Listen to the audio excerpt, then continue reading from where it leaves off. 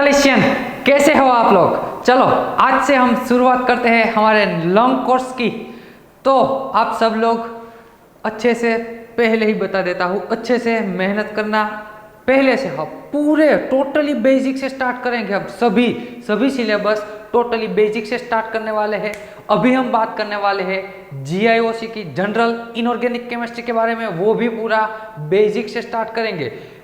आपको सबको ये पहला लेक्चर है ना, वो 11-12 का है भैया। पहला लेक्चर टोटली 11-12 का रहेगा, लेकिन वो भी आपको देखना है, वो भी आपको अच्छे से देखना है। आपका पूरा कंप्लीट 11-12 का इनऑर्गेनिक रिवीजन करना है।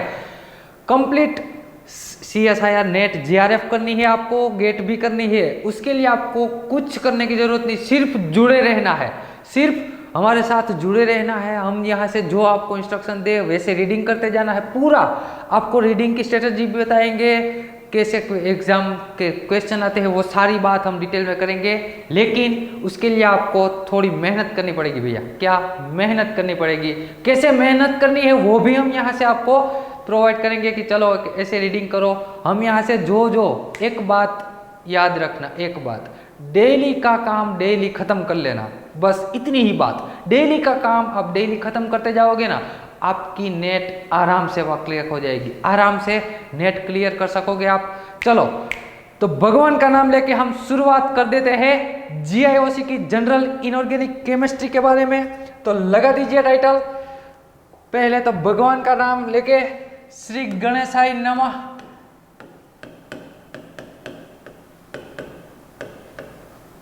श्री गणेशाय नमः। चलो भगवान का नाम लेके हम शुरुआत करते हैं जनरल इनऑर्गेनिक केमिस्ट्री के बारे में। तो टाइटल लगाना है आपको general inorganic chemistry. General inorganic chemistry, GIOC का फुल फॉर्म क्या होता है? General inorganic chemistry. आपने जीओसी में पढ़ा है जनरल ऑर्गेनिक केमिस्ट्री, वैसे ही इनऑर्गेनिक में जनरल इनऑर्गेनिक केमिस्ट्री। तो इसमें पूरे बेसिक के साथ चलो शुरुआत कर देते हैं हम पूरे बेसिक के साथ। हिस्ट्री ऑफ एटम, पहला पॉइंट क्या है हमारा? हिस्ट्री ऑफ एटम, कि भैया ये एटम का मामला क्या है, ये एटम है क्या एक्चुअल में। तो ये history of atom, atom word आया कहां से भैया? पहले तो एटम वर्ड हमें दिया किसने? तो कि भाई डेमोक्रेटस नाम के साइंटिस्ट थे। ये जो एटम वर्ड आया हमारे पास, एटम वर्ड, वो किसने दिया? तो कि डेमोक्रेटस नाम के साइंटिस्ट थे। डेमोक्रेटस नाम के साइंटिस्ट ने हमें इसका एटम जैसा वर्ड हमें प्रोवाइड किया। और वो भी कहां से आया एटम वर्ड? ये डेमोक्रेटस ने कहां से दिया? तो कि भैया एटम वर्ड जो आया ना, वो आया एटोमोस से। कहां से आया? एटोमोस। एटोमोस यानी कि ग्रीक लैंग्वेज का वर्ड है ये। कौन सी लैंग्वेज है भैया? ग्रीक लैंग्वेज का वर्ड है ये। ग्रीक लैंग्वेज में एटोमोस, एटोमोस से आया हमारा एटम। वो वर्ड किसने दिया? तो कि भाई डेमोक्रेटस नाम के साइंटिस्ट ने, बहुत बड़े फिलोसोफर थे, इन्होंने हमें ये वर्ड दिया। ये एटोमोस का मतलब क्या है? एटोमोस है, उसका मतलब है क्या? एटोमोस यानी ग्रीक लैंग्वेज में उसका मतलब, एटोमोस का मतलब क्या होता है? इनविजिबल। क्या होता है भैया? इनविजिबल। इनविजिबल यानी दिखाई ना देने वाला, आपको दिखाई नहीं देता वो सा, वे एटोमोस। एटोमोस यानी कि एटम। ये भाई डेमोक्रेटस भाई था ना, डेमोक्रेटस भाई इतना बता के चले गए कि एटम है वो क्या है? इनविजिबल है। एटम है वो है क्या? इनविजिबल है। फिर आए हमारे भाई, कौन से वाले भाई? हमारे भाई आइए जॉन डाल्टन। जॉन डाल्टन, आप सभी ने इसका नाम तो सुना होगा। जॉन डाल्टन आइए। ये भाई ने हमें एक बात बताई। इन्होंने भी डेमोक्रेटस वाली बात को एग्री किया। डेमोक्रेटस साइंटिस्ट ने जो बताया था कि एटम है वो इनविजिबल है, ये डाल्टन ने भी उसको एक्सेप्ट किया कि चलो एटम इनविजिबल है। लेकिन उसमें इन्होंने कुछ और जोड़ दिया। क्या जोड़ दिया? कि भैया इन्होंने कहा कि चलो डेमोक्रेटस जी आपकी बात सही है कि एटम इनविजिबल है, लेकिन साथ ही साथ इंडिविजिबल भी है। क्या है भैया? एटम इंडिविजिबल भी है। इन्होंने ये सेंटेंस दिया। डाल्टन ने क्या कहा, एटम इनविजिबल तो है ही, लेकिन साथ ही साथ एटम इंडिविजिबल भी है। इंडिविजिबल का मतलब क्या होता है कि दिखाई ना दे। पहले तो इनविजिबल यानी कि दिखाई ना दे, इंडिविजिबल यानी कि आप उसको डिवाइड नहीं कर सकते। क्या आप उसे डिवाइड नहीं कर सकते, ये इंडिविजिबल हो गया। फिर इन्होंने एक बात और बताई, दूसरा एक पॉइंट बताया कि आप कोई भी एलिमेंट ले लीजिए, दुनिया में से कोई भी एलिमेंट ले लेना, कोई भी एलिमेंट। चलो मैं ले लेता हूँ क्लोरीन, मैंने 2 क्लोरीन ले लिए, 2 एलिमेंट ले लिए, सेम एलिमेंट है ना क्लोरीन क्लोरीन, ये दोनों की सभी प्रॉपर्टी सेम होगी। क्या होगी, ये साक इन्होंने बताया, डाल्टन भाई ने बताया कि कोई भी एलिमेंट ले लेना, 2 एलिमेंट ले लेना, उसकी सभी प्रॉपर्टी क्या होगी, सेम होगी। यहां मैं लिख सकता हूं ऑल प्रॉपर्टीज आर सेम। ऐसा किन्होंने बताया, डाल्टन भाई ने बताया। पहला पॉइंट इन्होंने ऐसा कहा कि एटम इंडिविजिबल है, यानी कि एटम का आप डिवाइडेशन नहीं कर सकते। दूसरा पॉइंट इन्होंने ऐसा बताया, क्या बताया कि एलिमेंट 2 एलिमेंट ले लीजिए, कोई भी 2 एलिमेंट ले लीजिए, वो दोनों के दोनों एलिमेंट की सेम एलिमेंट होने चाहिए, दोनों की सभी प्रॉपर्टी क्या होगी भैया, सेम होगी। सभी प्रॉपर्टीज क्या है, सेम है, ऐसा ये भाई बता दे। फिर कुछ समय बाद नया रिसर्च हुआ, कुछ समय बाद रिसर्च हुआ, तो रिसर्च के दौरान पता चला ये जो भैया है ना, ये डाल्टन भैया, ये गलत साबित हुए। ये डाल्टन भैया गलत साबित हुए, टोटली गलत साबित हुए। क्यों, क्योंकि कुछ समय बाद डिस्कवर हो गया क्या, इलेक्ट्रॉन, प्रोटॉन और न्यूट्रॉन की डिस्कवरी हो गई। इलेक्ट्रॉन, प्रोटॉन और न्यूट्रॉन की डिस्कवरी हो गई। तो ये 3 डिस्कवर हो गए। इसका मतलब क्या हुआ, इसका मतलब क्या हुआ, कोई भी एटम है उसमें इलेक्ट्रॉन भी होगा, प्रोटॉन भी होगा और न्यूट्रॉन भी होगा, यानी कि एटम तो डिवाइडेबल है। एटम तो क्या है, डिवाइडेबल है, 3 हिस्सों में डिवाइडेड हुआ, इलेक्ट्रॉन, प्रोटॉन और न्यूट्रॉन में। तो इनका ये स्टेटमेंट था ना कि एटम इंडिविजिबल है, एटम का डिवाइडेशन नहीं हो सकता। ये 3 लोगों ने, ये इलेक्ट्रॉन, प्रोटॉन और न्यूट्रॉन, तीनों ने डिवाइडेशन हो गया, तीनों में डिवाइडेशन हो गया। तो ये इनकी थियरी गलत साबित हो गई, ये थियरी इनकी गलत साबित हो गई। एटम तो भाई डिवाइडेबल है, किसमें, इलेक्ट्रॉन, प्रोटॉन और न्यूट्रॉन में। तो ये डाल्टन भाई बता के चले गए कि एटम तो इंडिविजिबल है, वो थियरी उसकी गलत हो गई, पहला उसका स्टेटमेंट गलत हो गया। कहाँ से हुआ, तो कि भाई इलेक्ट्रॉन, प्रोटॉन और न्यूट्रॉन की शोध हो जाने के बाद ये पहला स्टेटमेंट गलत हुआ। फिर आगे जाके कुछ नया रिसर्च हुआ, आगे जाके कुछ नया रिसर्च हुआ। क्या हुआ, फिर रिसर्च हुआ आइसोटोप के बारे में, आइसोटोप के बारे में, आइसोटोप के बारे में रिसर्च हुआ। तो पता चला, हमें पता चला क्या कि भैया क्लोरीन है ना, तो क्लोरीन भी 2 टाइप के हैं, 35 क्लोरीन और 37 क्लोरीन, 35 क्लोरीन और 37 क्लोरीन, क्लोरीन 2 टाइप के हैं। तो इसका मतलब क्या हुआ, देखो तो भैया, क्या ये दोनों की सभी प्रॉपर्टी सेम है, क्या क्लोरीन 35 और क्लोरीन 37 की सभी प्रॉपर्टी सेम है। आप कह सकते हैं हाँ भैया सेम है, लेकिन एक प्रॉपर्टी अलग है। सभी प्रॉपर्टी सेम है, सिर्फ एक ही प्रॉपर्टी अलग है, कौन सी वाली, एटॉमिक मास। ये दोनों का एटॉमिक मास क्या है, atomic mass, atomic mass different है। ये दोनों का एटॉमिक मास क्या है, डिफरेंट है। ये दोनों में सिर्फ एटॉमिक मास का डिफरेंट है, बाकी तो सारी प्रॉपर्टी सेम है। तो इन्होंने ये स्टेटमेंट भी गलत साबित कर दिया। ये आइसोटोप वाली थियरी ने, आइसोटोप वाली थियरी ने ये स्टेटमेंट भी गलत साबित कर दिया। कौन सा, इन्होंने एक, डाल्टन भाई ने कहा था ना, हमें क्या कहा था कि कोई भी एलिमेंट ले लेना, कोई भी 2 सेम एलिमेंट ले लेना, उसकी सभी प्रॉपर्टी सेम होगी। लेकिन यहाँ तो नहीं है। आइसोटोप की रिसर्च के बाद पता चला कि उसकी एटॉमिक आइसोटोप यानी कि एक दूसरे के एटॉमिक मास अलग होंगे, तो दोनों के एटॉमिक मास तो अलग अलग है। तो भैया ये डाल्टन तो पूरी तरह से गलत साबित निकला, पूरी तरह से गलत साबित हो गया डाल्टन भैया। तो ये डाल्टन ने ऐसे 2 स्टेटमेंट दिए थे, वो भी पूरी तरह गलत थे। वो गलत कहाँ से हुए? तो कि भैया इलेक्ट्रॉन, प्रोटॉन और न्यूट्रॉन की शोध के बाद पहला स्टेटमेंट गलत हो गया। फिर आइसोटोप के शोध के बाद, आइसोटोप का रिसर्च हुआ, तब ये स्टेटमेंट भी उसका गलत हो गया, ये स्टेटमेंट भी गलत हो गया। चलो आगे बात करते हैं।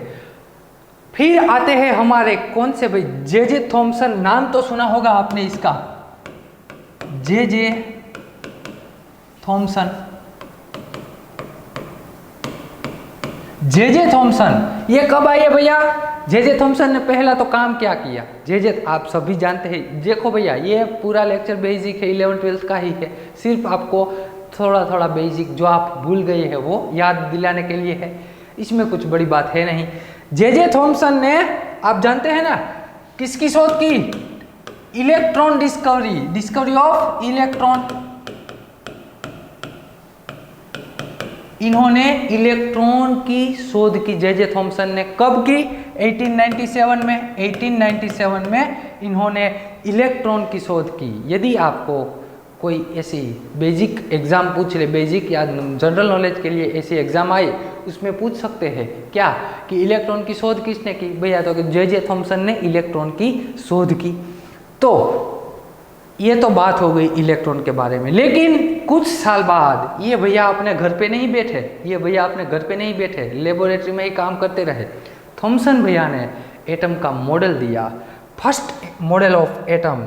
ये थॉमसन भैया है ना, इन्होंने हमें मॉडल दिया, फर्स्ट मॉडल ऑफ एटम। इन्होंने पहला मॉडल दिया, एटम का पहला मॉडल देने वाला कौन है भैया? जे थॉमसन भैया है हमारे।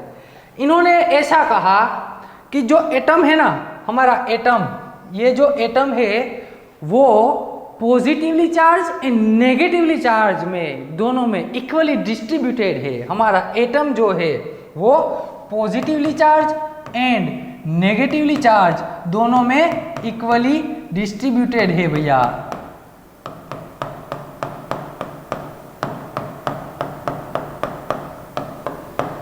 देखो इन्होंने सिर्फ ऐसा कह दिया कि हमारा जो एटम है वो किस में है? पॉजिटिवली चार्ज और नेगेटिवली चार्ज दोनों में इक्वली डिस्ट्रीब्यूटेड है।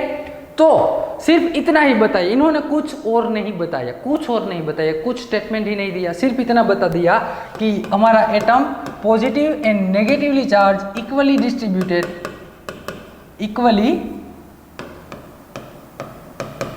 डिस्ट्रीब्यूटेड है हमारा, इतना बता के चले गए। और ये पहला मॉडल है एटम का, एटम का पहला मॉडल है। इस मॉडल का नाम क्या दिया था ये थॉमसन भैया ने? ये मॉडल का नाम इन्होंने दिया plum pudding model, plum pudding model. Plum pudding model ये क्या कहता है? प्लम पुडिंग मॉडल थॉमसन भैया ने दिया है। सिर्फ ये बेसिक ही बात याद रखनी है कि प्लम पुडिंग मॉडल किसने दिया? तो कि भैया प्लम पुडिंग मॉडल दिया किसने? जे थॉमसन भैया ने। किस कौन सी साल में? 1904 में। 1904 में इन्होंने पहला एटम का मॉडल दिया और वो मॉडल में सिर्फ एक ही स्टेटमेंट दिया कि positively charge and negatively charge atom में इक्वली डिस्ट्रीब्यूटेड है, इक्वली डिस्ट्रीब्यूटेड है। लेकिन ये पूरा मॉडल आखिर में गलत साबित हो गया। क्यों ऐसा हुआ? आइए देखते हैं, देख लेना, ये लिख लेना। चलो पहले ये लिख लेना, प्लम पुडिंग मॉडल है लेकिन ये गलत साबित हो गया। गलत साबित हुआ क्यों? क्योंकि आखिर में भैया आए हमारे, आप सभी लोग जानते हैं ना, हमारे रुथरफोर्ड। कौन आए भाई? बाद में आए हमारे Rutherford, Ernest Rutherford.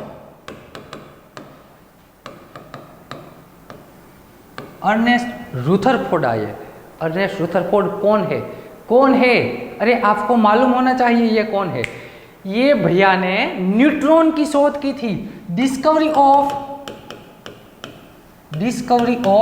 Neutron, discovery of neutron की शोध की थी इन्होंने। अर्नेस्ट रुथरफोर्ड ने आपको क्या हमें दिया? क्या हमें? न्यूट्रॉन की शोध करके दिया। कैसे शोध किए? चलो देखते हैं। इन्होंने एक एक्सपेरिमेंट किया, इन्होंने एक एक्सपेरिमेंट किया। कौन सा? इन्होंने एक गोल्ड की फॉइल ले ली, गोल्ड की पतली फॉइल ले ली। आराम से, बहुत ही पतली फॉइल गोल्ड की, क्योंकि महंगा है ना भैया गोल्ड, इसलिए वो उन्होंने प्रैक्टिकल करने के लिए, एक्सपेरिमेंट निकलने के लिए बहुत ही पतली फॉइल ली गोल्ड की। और उसमें क्या किया, उसमें उन्होंने अल्फा पार्टिकल इस पे इंसर्ट करवाइए। कौन से वाले भैया, अल्फा पार्टिकल इन्होंने इंसर्ट ये गोल्ड की फॉइल पर करवाए अल्फा पार्टिकल। और आप जानते हैं ना अल्फा पार्टिकल यानी कौन, हीलियम भैया हमारे, कौन से भैया, हीलियम 4He2 हीलियम यानी कि अल्फा पार्टिकल, वो गोल्ड की फॉइल पे इंसर्ट करवाइए, यानी कि उस पे मारा किया, बहुत सारे अल्फा पार्टिकल का गोल्ड की फॉइल पे मारा किया। तो क्या हुआ, आखिर में रीजन क्या आया, तो भैया यहाँ से उसे पता चला कि कितने सारे अल्फा पार्टिकल यहाँ से पास हो गए, यहाँ से चले गए। जैसे ही वहाँ से वो अल्फा पार्टिकल गोल्ड की फॉइल पे इंसर्ट करवा रहा था, तब बहुत सारे अल्फा पार्टिकल पीछे की ओर चले गए। लेकिन यहाँ से कुछ अल्फा पार्टिकल रिफ्लेक्ट करके फिर जहाँ से आप इंसर्ट करवा रहे थे उसी डायरेक्शन में आ गए, यानी कि रिफ्लेक्ट हो गए। क्या हो गए, यानी कि रिफ्लेक्ट हो गए, गोल्ड की फॉइल से अथड़ा कर, एक्सीडेंट होकर फिर से रिफ्लेक्ट करके अपने घर चले गए। तो यहाँ से रुथरफोर्ड ने एक कंक्लूजन निकाला, कौन सा कंक्लूजन, तो कि भैया इन्होंने ऐसा कहा कि जो हमारा एटम है ना, हमारा एटम, उसका बहुत सारा, यानी कि उसका जो मास है वो सेंटर में, एटम के सेंटर में कॉन्सेंट्रेट है। मान लीजिए ये हमारा एटम है, ये हमारा क्या है, एटम है, और इसका सारा का सारा मास कहाँ पे है, इसका सारा का सारा मास एटम के सेंटर में है। क्या है, एटम के सेंटर में है। और जो इलेक्ट्रॉन है, इलेक्ट्रॉन की शोध तो पहले हो गई है ना, इलेक्ट्रॉन की शोध पहले हो गई है। इलेक्ट्रॉन है वो ऐसे घूम रहे हैं, और ये जो सेंटर है, ये पूरा का पूरा क्या है, एटम है भैया, और ये उसका क्या है, सेंटर है। तो रुथरफोर्ड ने ऐसा यहाँ से कंक्लूजन निकाला, कहाँ से, तो कि भैया उसने पहले गोल्ड की फॉइल पे हमें अल्फा पार्टिकल का मारा चढ़ाया, बहुत सारे अल्फा पार्टिकल मारे, कुछ अल्फा पार्टिकल तो चले गए, लेकिन कुछ अल्फा पार्टिकल रिफ्लेक्ट होकर फिर से अपने घर में आए। तो वहां से उन्होंने कंक्लूजन निकाला क्या, कि एटम का जो पूरा मास है ना, एटम का मास एटम के सेंटर में कॉन्सेंट्रेट है। कहाँ, एटम के सेंटर में पूरा का पूरा मास कॉन्सेंट्रेट है। तो इन्होंने ये सेंटर को नाम दे दिया, क्या नाम दिया, न्यूक्लियस। ये एटम के सेंटर को नाम दिया न्यूक्लियस। तो यहाँ से हमें पता चला कि ये क्या है, न्यूक्लियस है, ये क्या है, न्यूक्लियस। और एक स्टेटमेंट उन्होंने ऐसा भी दिया कि ये जो भैया पूरे इलेक्ट्रॉन है ना, ये इलेक्ट्रॉन ये न्यूक्लियस के आसपास घूम रहे हैं, दिखाई दे रहे हैं ना आपको, ये रहा घूम रहे हैं, देखो ये घूम रहे हैं, न्यूक्लियस के आसपास घूम रहे हैं। कैसे घूम रहे हैं, तो कि भैया जैसे हमारी पृथ्वी, हमारे जो अर्थ है ना, वो सन के आसपास जैसे घूम रही है ना, सन के आसपास जैसे घूम रही है, ठीक वैसे ही ये इलेक्ट्रॉन न्यूक्लियस के आसपास घूम रहे हैं, ये इलेक्ट्रॉन न्यूक्लियस के आसपास घूम रहे हैं। ऐसा किन्होंने बताया, रुथरफोर्ड ने बताया। फिर से एक बार रिवाइज करवा दे, रुथरफोर्ड ने क्या कहा कि एटम का जो पूरा मास, कॉन्सेंट्रेटेड मास है, वो कहाँ है, एटम के सेंटर में है। और वही एटम के सेंटर को उन्होंने नाम दिया क्या, न्यूक्लियस दिया। और तो भैया इलेक्ट्रॉन है वो कहाँ है, तो कि इलेक्ट्रॉन न्यूक्लियस के आसपास घूम रहे हैं। कैसे घूम रहे हैं, आप जानते हैं ना, अरे हम बच्चे थे, 4th या 5th क्लास से हमें पढ़ाया जाता था साइंस में कि ये जो हमारी पृथ्वी है वो सौर मंडल में सन के चक्कर लगा रही है, सन के ऐसे चक्कर लगा रही है, ऐसा हमने बचपन में पढ़ा था। और वैसा ही है। तो इलेक्ट्रॉन न्यूक्लियस के आसपास ऐसे चक्कर लगा रहा है, ऐसा रुथरफोर्ड ने बता दिया। तो ये रुथरफोर्ड की कहानी थी। बढ़ते हैं आगे। फिर आइए, कौन आइए? फिर आइए रुथरफोर्ड के शिष्य, रुथरफोर्ड के ही शिष्य आए Nils Bohr. Nils Bohr 11th-12th में आपने निल्स बोहर का मॉडल पढ़ा ही होगा। निल्स बोहर का मॉडल ये आपने पढ़ा ही होगा। और एक बात, इधर एक बात, ये जो रुथरफोर्ड ने ये मॉडल दिया, इसका नाम क्या है भैया? रुथरफोर्ड ने जो नाम दिया मॉडल, उसका नाम आप जानते हैं ना, कौन सा है? ये प्लेनेट, हमारी जो पृथ्वी है वो सूर्यमंडल में घूम रही है ना, ठीक वैसे ही इलेक्ट्रॉन न्यूक्लियस के आसपास घूम रहा है। दोनों एक जैसे घूम रहे हैं, चक्कर लगा रहे हैं। तो इसके हिसाब से इसका नाम दिया प्लानेटरी मॉडल। क्या नाम दिया? Planetary model. तो यदि आपको पूछ ले कि भैया रुथरफोर्ड के मॉडल का नाम क्या था, तो क्या प्लानेटरी मॉडल था। वो कहाँ से आया? तो क्या गोल्ड की फॉल पे, ये गुजराती में है। गुजराती के बच्चे अल्फा प्रकीर्णन वाला जो प्रयोग है ना, अल्फा प्रकीर्णन कहते हैं जिसे, यही है। ये क्या था कि गोल्ड की फॉइल पे उसने अप्लाई कर दिए, वो सारी बातें कर ली। चलो निल्स बोहर के बारे में हम बात करते हैं। क्या निल्स बोहर के बारे में इन्होंने कहा, ये किसका? निल्स बोहर कौन थे भैया? तो कि ये student of Rutherford, student of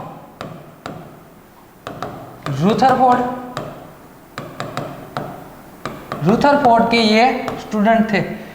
आप जानते हैं ना, आपने महाभारत देखी है कि नहीं देखी है? महाभारत में गुरु द्रोण से बढ़कर कौन था? गुरु द्रोण से बढ़कर उसका शिष्य अर्जुन, वो भी उसके आगे था। गुरु द्रोण से ज्यादा ताकतवर था वो अर्जुन। तो ये भी निल्स बोहर भी, इन्होंने भी अपने गुरु के काम में उसे थोड़ी हेल्प कर दी, गुरु के काम में हेल्प कर दी। इन्हें गुरु ने, रुथरफोर्ड ने हमें अभी बताया ना कि जो हमारा मॉडल है, ये इलेक्ट्रॉन का न्यूक्लियस है, ये एटम का न्यूक्लियस है और इसके आसपास इलेक्ट्रॉन घूम रहे हैं, ऐसा किसने बताया? रुथरफोर्ड ने बताया। लेकिन निल्स बोहर ने बताया, पर्टिकुलर कह दिया कि चलो मान लेते हैं गुरुजी आपकी बात सही है कि इलेक्ट्रॉन घूम रहे हैं, न्यूक्लियस के आसपास इलेक्ट्रॉन घूम रहे हैं, ये बात आपकी सही है गुरुजी। लेकिन इलेक्ट्रॉन ऐसे ही नहीं घूम रहे हैं, इलेक्ट्रॉन निश्चित पाथ में घूम रहे हैं। उसकी जो पाथ है घूमने का वो पर्टिकुलर फिक्स है। ये जो इलेक्ट्रॉन घूम रहे हैं ना, उसका पाथ फिक्स है भैया, इसका पाथ क्या है? फिक्स है। ऐसा निल्स बोहर ने बता दिया कि इलेक्ट्रॉन पर्टिकुलर पाथ में घूम रहे हैं, ऐसे ही नहीं घूम रहे हैं गुरुजी। गुरुजी ने तो बता दिया था कि वो सन के आसपास ऐसे चक्कर लगा रहे हैं, ऐसा नहीं है।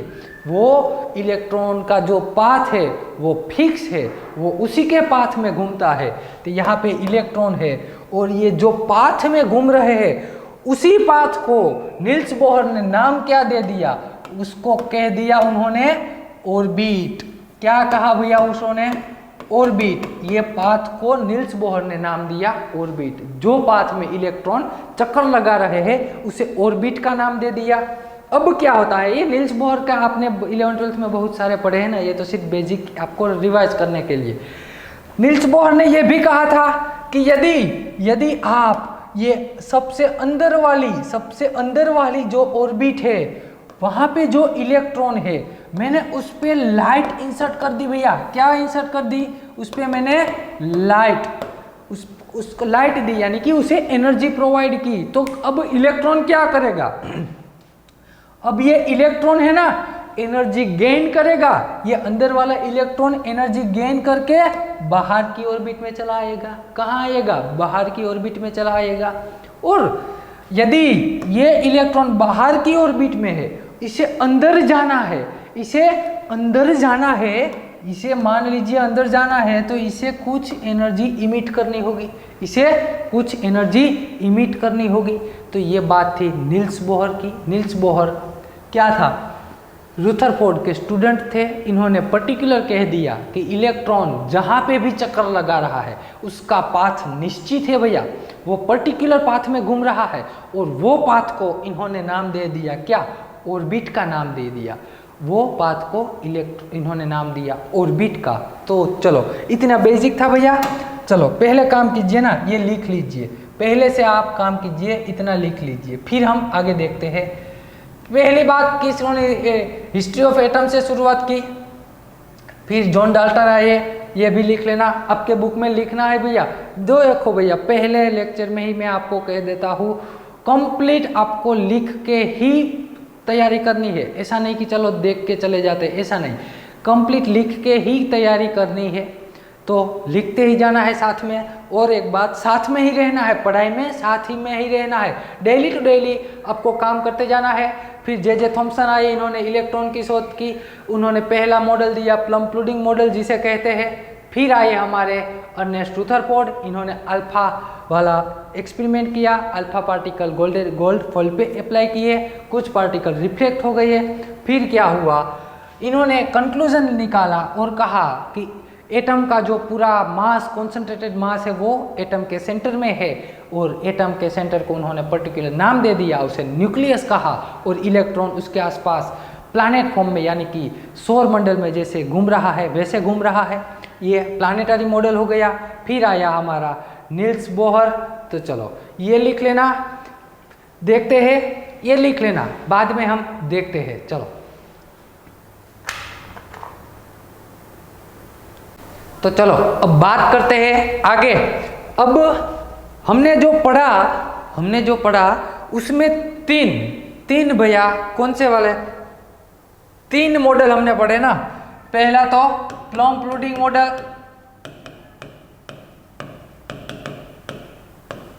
प्लम-पुडिंग मॉडल पढ़ा। दूसरा कौन सा पढ़ा, प्लानेटरी मॉडल, एंड दूसरा नील्स बोहर मॉडल। ये तीनों में हमारे एक बात कॉमन थी, कौन सी वाली, कि हमने जो इलेक्ट्रॉन को कंसीडर किया है, ये तीनों मॉडल में हमने जो इलेक्ट्रॉन को कंसीडर किया है वो कौन सा है भैया, वो पार्टिकल। इलेक्ट्रॉन को हमने जो कंसीडर किया है ना, वो पार्टिकल नेचर में है, पार्टिकल नेचर में। किसमें, इलेक्ट्रॉन को हमने पार्टिकल नेचर में ये तीनों में कंसीडर कर लिया है। लेकिन अब हो गई दिक्कत, अब हो गया मसला, कौन सा, तो क्या भैया श्रोडिंगर भाई आए, कौन से आए, ये पहले तो हमने ये तीनों मॉडल पढ़ लिए, कौन से नेचर में, इलेक्ट्रॉन को हमने कंसीडर कर लिया, पार्टिकल नेचर है। फिर आए श्रोडिंगर भैया। श्रोडिंगर भैया ने आके बताया, श्रोडिंगर ने क्या बताया हमें, कि तो पहले श्रोडिंगर के बारे में पढ़ने से पहले पहला उसका टाइटल लगा दीजिए, श्रोडिंगर इक्वेशन। इसमें क्या है समझना भैया, ध्यान से समझना। इन्होंने कहा कि यदि आप जानते हैं ना, कुछ ऐसा था, प्रोटॉन और न्यूट्रॉन, ये न्यूक्लियस था, ये हमारे एटम मॉडल का न्यूक्लियस था, और इसके आसपास इलेक्ट्रॉन ऑर्बिट में चक्कर लगा रहा था, इसके आसपास इलेक्ट्रॉन ऑर्बिट में चक्कर लगा रहा था। तो देखिए यहाँ रहा इलेक्ट्रॉन, ये रहा इलेक्ट्रॉन, इलेक्ट्रॉन, ये आसपास ऑर्बिट में चक्कर लगा रहा था। लेकिन श्रोडिंगर ने क्या कहा कि यदि इलेक्ट्रॉन का नेचर पार्टिकल होगा, कौन सा भैया, पार्टिकल नेचर होगा ना, इलेक्ट्रॉन का नेचर पार्टिकल होगा, तो ये घूमते घूमते, ये चक्कर लगा रहा है, ये घूमते घूमते न्यूक्लियस में इंसर्ट कर जाएगा। कहाँ, ये इलेक्ट्रॉन ऐसे घूमते घूमते हमारे न्यूक्लियस के अंदर चला जाएगा, यदि पार्टिकल नेचर होगा तो। क्या पार्टिकल नेचर होता तो वो न्यूक्लियस में चला जाता, लेकिन आप जानते हैं ऐसा तो होता नहीं। इलेक्ट्रॉन तो फिक्स अपनी ऑर्बिट पे ही, न्यूक्लियस के अंदर नहीं जाता, फिक्स अपनी ऑर्बिट पे चक्कर लगाता है, फिर अपनी ऑर्बिट के घूमता रहता है। तो इसका मतलब क्या हुआ, इसका मतलब ये हुआ कि श्रोडिंगर ने प्रूफ कर दिया कि इलेक्ट्रॉन का नेचर सिर्फ पार्टिकल नेचर नहीं है, वो वेव नेचर में भी है, वो वेव नेचर में भी है। तो इसको अब मैं हटा दूं, अब समझ गए हैं ना आप। तो श्रोडिंगर ने बताया कि इलेक्ट्रॉन हैज बोथ नेचर, कैसा लिखते हैं हम, electron has both nature, wave nature as well as as well as particle nature. Electron का दोनों नेचर है। यदि सिर्फ पार्टिकल नेचर होता तो वो घूमते घूमते न्यूक्लियस में चला जाना चाहिए, लेकिन वो जाता नहीं है। तो श्रोडिंगर ने ये प्रूफ कर दिया भैया कि ये कौन सा नेचर है, वेव नेचर का है। अब बात करनी है इलेक्ट्रॉन के पोजीशन के बारे में। किसके बारे में? इलेक्ट्रॉन की पोजीशन के बारे में। तो आपने वो वेव इक्वेशन पढ़ा है ना, वेव इक्वेशन, यहां लिखिए wave equation for position of electron, position of electron. Electron की पोजीशन के लिए वेव इक्वेशन आता है, और ये पूरा वेव इक्वेशन क्वांटम नंबर पे डिपेंडेंट है। किस पे भैया? क्वांटम नंबर पे डिपेंडेंट है। तो बात करते हैं क्वांटम नंबर के बारे में। किसके बारे में भैया? क्वांटम नंबर के बारे में। क्वांटम नंबर के बारे में आपको थोड़ा बहुत 11-12 में आपने पढ़ा होगा, थोड़ा बहुत आता है। तो क्वांटम नंबर कितने प्रकार के हैं? ये सिर्फ वेव इक्वेशन की ही मैं बात कर रहा हूँ। वेव इक्वेशन जो श्रोडिंगर भैया ने दिया है वही इक्वेशन में n यानी कि प्रिंसिपल क्वांटम नंबर, दूसरा आता है l यानी कि एंगुलर क्वांटम नंबर, और तीसरा आता है m यानी मैग्नेटिक क्वांटम नंबर। ये 3 क्वांटम नंबर है। ये 3 क्वांटम नंबर आपको इलेक्ट्रॉन की पोजीशन बताते हैं, इलेक्ट्रॉन का घर बताते हैं कि इलेक्ट्रॉन एक्चुअल में है कहाँ। ये तीनों को समझने के लिए आपको एक मॉडल समझाता हूँ। आइए देखते हैं इधर। ये तीनों को समझने के लिए मैं आपको यहाँ एक मॉडल समझाता हूँ, ध्यान से देखना। सिंपल ही मॉडल है, हमने जैसा आगे पढ़ा है वैसा ही मॉडल है भैया। न्यूक्लियस में क्या है? प्रोटॉन और न्यूट्रॉन। ये रहा हमारा न्यूक्लियस, यहाँ रहा है हमारी ऑर्बिटल्स, ये सभी रही हमारी ऑर्बिटल।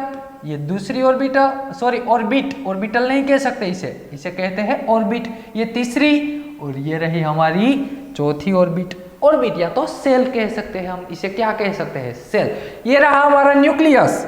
ये क्या है? न्यूक्लियस। अब मैं क्या कहता हूँ, ये हमारा फर्स्ट सेल है, ये सेकंड सेल है, ये थर्ड सेल है, और ये फोर्थ सेल है। ध्यान से देखना, ये सेल, इसे क्या कहते हैं? इसे कहते हैं सेल, या तो ऑर्बिट भी कहते हैं सेल, या तो हम इसे ऑर्बिट भी कह सकते हैं। तो पहला, दूसरा, तीसरा और चौथा, 4 है ना? कितने हैं भैया? 4। अब पहला सेल है उसे मैं इन्होंने नाम दिया है, पर्टिकुलर नाम दिया है, मैं भी इसको नाम दे देता हूं। इसका नाम है के, इसका नाम है L, इसका नाम है M, और इसका नाम है N। K, L, M और N, ये 4 सेल हमें दिखाई दे रहे हैं। 4 सेल, ये क्या है भैया? 1, 2, 3 और 4। ये किसकी वैल्यू है? तो कि ये भाई प्रिंसिपल क्वांटम नंबर की वैल्यू है। किसकी वैल्यू है? प्रिंसिपल क्वांटम नंबर की। पूरे क्वांटम नंबर को हम डिटेल में पढ़ेंगे, लेकिन आपको यहाँ समझाने के लिए लिख रहा हूँ। ये आपने देख लिया कि टोटल कितने हैं भैया? टोटल हमारे पास 4 सेल है। अब इसे हम ऑर्बिट भी कहते हैं, इसे हम क्या कहते हैं? ऑर्बिट भी कहते हैं। आइए मैं इसको थोड़ा छोटा करके आपको समझाने की ट्राई करता हूँ। यहाँ देखना, यहाँ जो सेकंड नंबर की ऑर्बिट है ना, ये सेकंड नंबर की ऑर्बिट आपको दिखाई दे रही है। सेकंड नंबर की ऑर्बिट, वहाँ पे इलेक्ट्रॉन होंगे, वहाँ पे ये सभी में इलेक्ट्रॉन है, यहाँ पे इलेक्ट्रॉन सभी में है। सेकंड नंबर की ऑर्बिट है ना, उसको मैं जूम करता हूँ। सेकंड नंबर की ऑर्बिट को मैंने कर दिया जूम, ये ऐसी ऑर्बिट आई। चलो, सेकंड नंबर की ऑर्बिट को मैंने जूम कर दिया तो कुछ ऐसा मिला। यहाँ पे ये मैंने जूम किया हुआ भैया, ये ऑर्बिट आपको यहाँ छोटी दिख रही है ना, ये इतना हिस्सा छोटा दिख रहा है, लेकिन छोटा नहीं, ये बहुत ही बड़ा हिस्सा है। मैंने इसको जूम कर दिया, देखो यहाँ पे ये ऑर्बिट जूम हो गई। ये क्या था? सेल। ये क्या है भैया? सेल। अब मैंने इसको जूम कर दिया तो अब मुझे इसमें क्या दिखाई देगा? सब सेल। अब मुझे इसमें दिखाई देगा सब सेल। यहाँ रहा, यहाँ जो एस, ये है एस, ये क्या है भैया? एस सब सेल है। दूसरा, यहाँ पे मैंने ले लिया है पी ऑर्बिटल को भी आप जानते हैं ना, पी ऑर्बिटल को भी आप जानते हैं। ये रहा, ये मिल गया मुझे सब सेल। ये मिल गया मुझे, क्या मिला, सब सेल। यहाँ पे S है और P भी है, S सब सेल भी है और P सब सेल भी है। तो N principal quantum number N से मुझे पता चला कि वो कौन सी ऑर्बिट है, कौन सी ऑर्बिटल, कौन सी ऑर्बिट है। चलो फर्स्ट, सेकंड, थर्ड और फोर्थ। और यहाँ सब सेल क्या इंफॉर्मेशन देता है, सब सेल इंफॉर्मेशन हमें देता है L के बारे में, एंगुलर क्वांटम नंबर के बारे में। यहाँ मैं लिख सकता हूँ L, एंगुलर क्वांटम नंबर के बारे में सब सेल से इंफॉर्मेशन मिलती है, सब सेल से हमें एंगुलर क्वांटम नंबर के बारे में इंफॉर्मेशन मिलती है। आगे बढ़ते हैं, आगे बढ़ते हैं। यहाँ जो आपको P दिखाई दे रहा है ना, ये P ऑर्बिट दिखाई दे रही है ना, सब सेल, इसको मैं और जूम कर देता हूँ। ध्यान देना, इसको मैंने और जूम कर दिया तो यहाँ कुछ ऐसी चीजें आपको दिखाई देगी। ये है py ऑर्बिटल, ये है px ऑर्बिटल। कौन सी वाली है भैया, px ऑर्बिटल। और यहाँ और मैंने इसे जूम कर दिया तो मुझे यहाँ ऐसी pz ऑर्बिटल भी दिखाई देगी। कौन सी वाली, px, py और pz। यहाँ 3 ऑर्बिटल आपको दिखाई दे रही है। मैंने इसको जूम कर दिया तो ये जूम करने के बाद मुझे क्या मिल गया, पर्टिकुलर ऑर्बिटल्स मिल गई। क्या मिल गया भैया, ऑर्बिटल मिल गई। समझना बेसिक है। फिर से पहले से मुझे तीनों के तीनों क्वांटम नंबर के बारे में इंफॉर्मेशन चाहिए। तो तीनों के तीनों क्वांटम नंबर के बारे में इंफॉर्मेशन कहाँ से मिलेगी, पहला जो है वो हमें ऑर्बिट के बारे में बताएगा, यानी कि प्रिंसिपल क्वांटम नंबर आप जानते हो तो आप जान सकते हैं कि कौन सी ऑर्बिट है। आगे बढ़ो, सेकंड नंबर की ऑर्बिट को मैंने जूम कर दिया।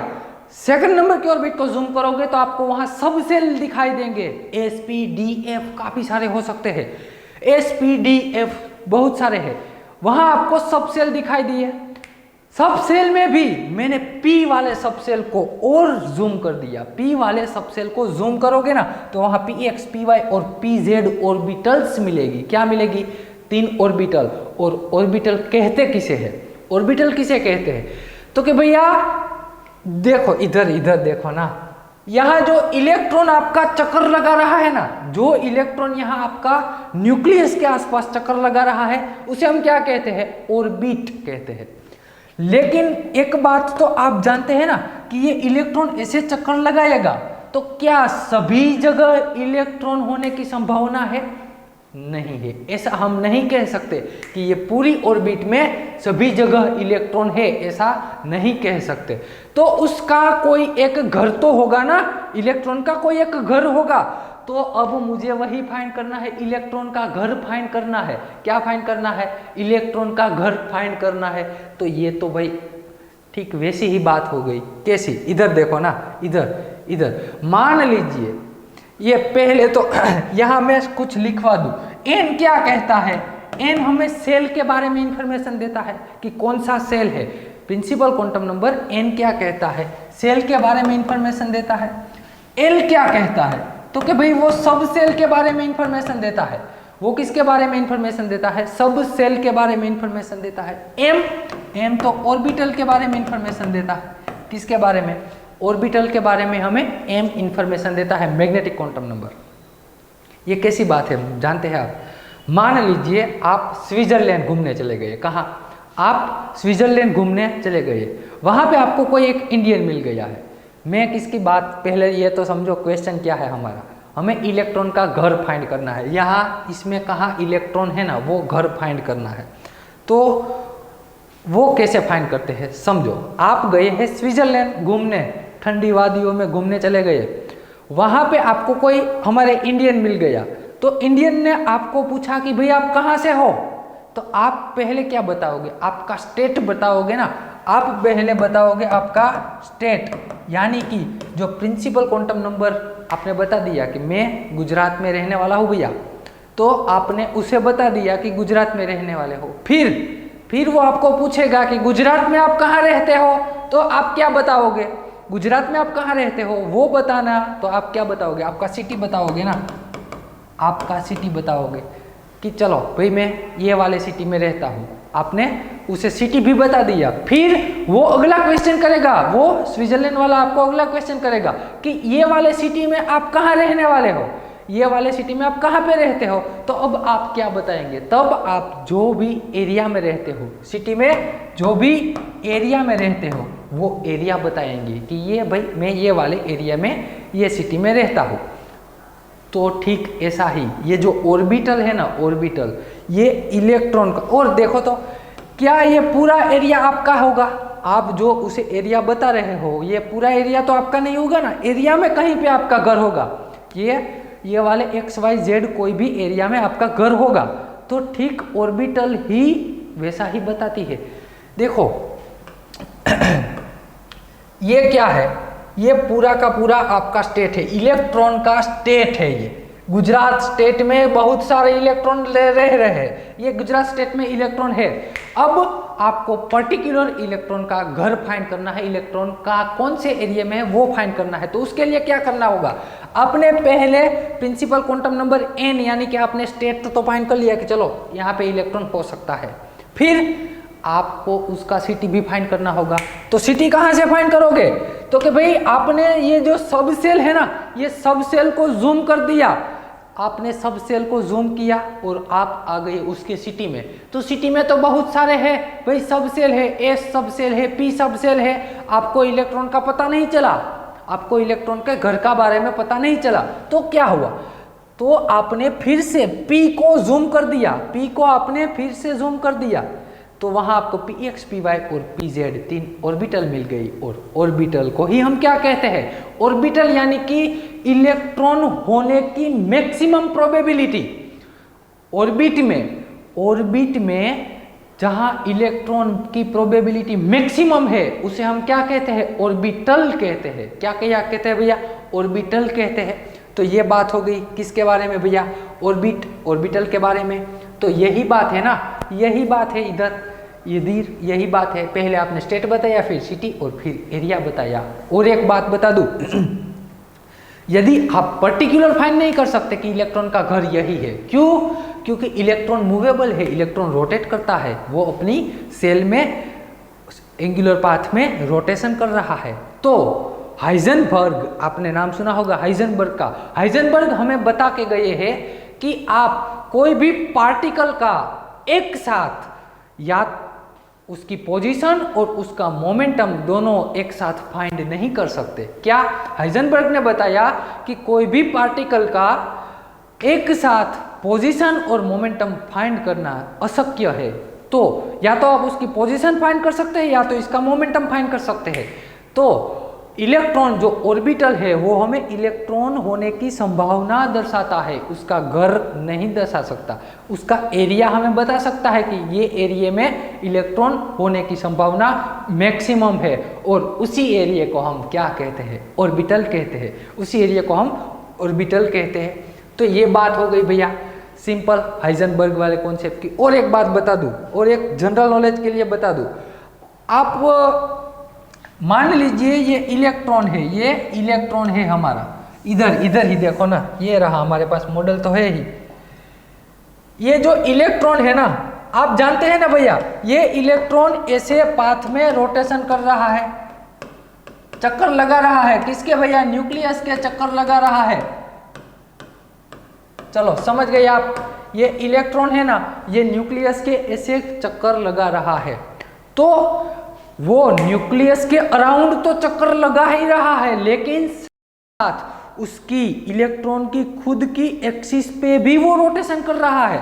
कैसे, ये इलेक्ट्रॉन है ना, चलो ये ऐसे तो घूम ही रहा है, ये इलेक्ट्रॉन ऐसे तो घूम ही रहा है, लेकिन साथ ही साथ वो उसकी एक्सिस पे भी रोटेशन कर रहा है। इसका मतलब क्या, सिंपल बात, आप बचपन से जानते हैं कि ये जो हमारी अर्थ है वो सूर्य के आसपास तो चक्कर, सूर्य की ऑर्बिट में, सन की ऑर्बिट में तो चक्कर लगा ही रही है, लेकिन हमारी अर्थ अपनी खुद की एक्सिस पे भी रोटेशन कर रही है।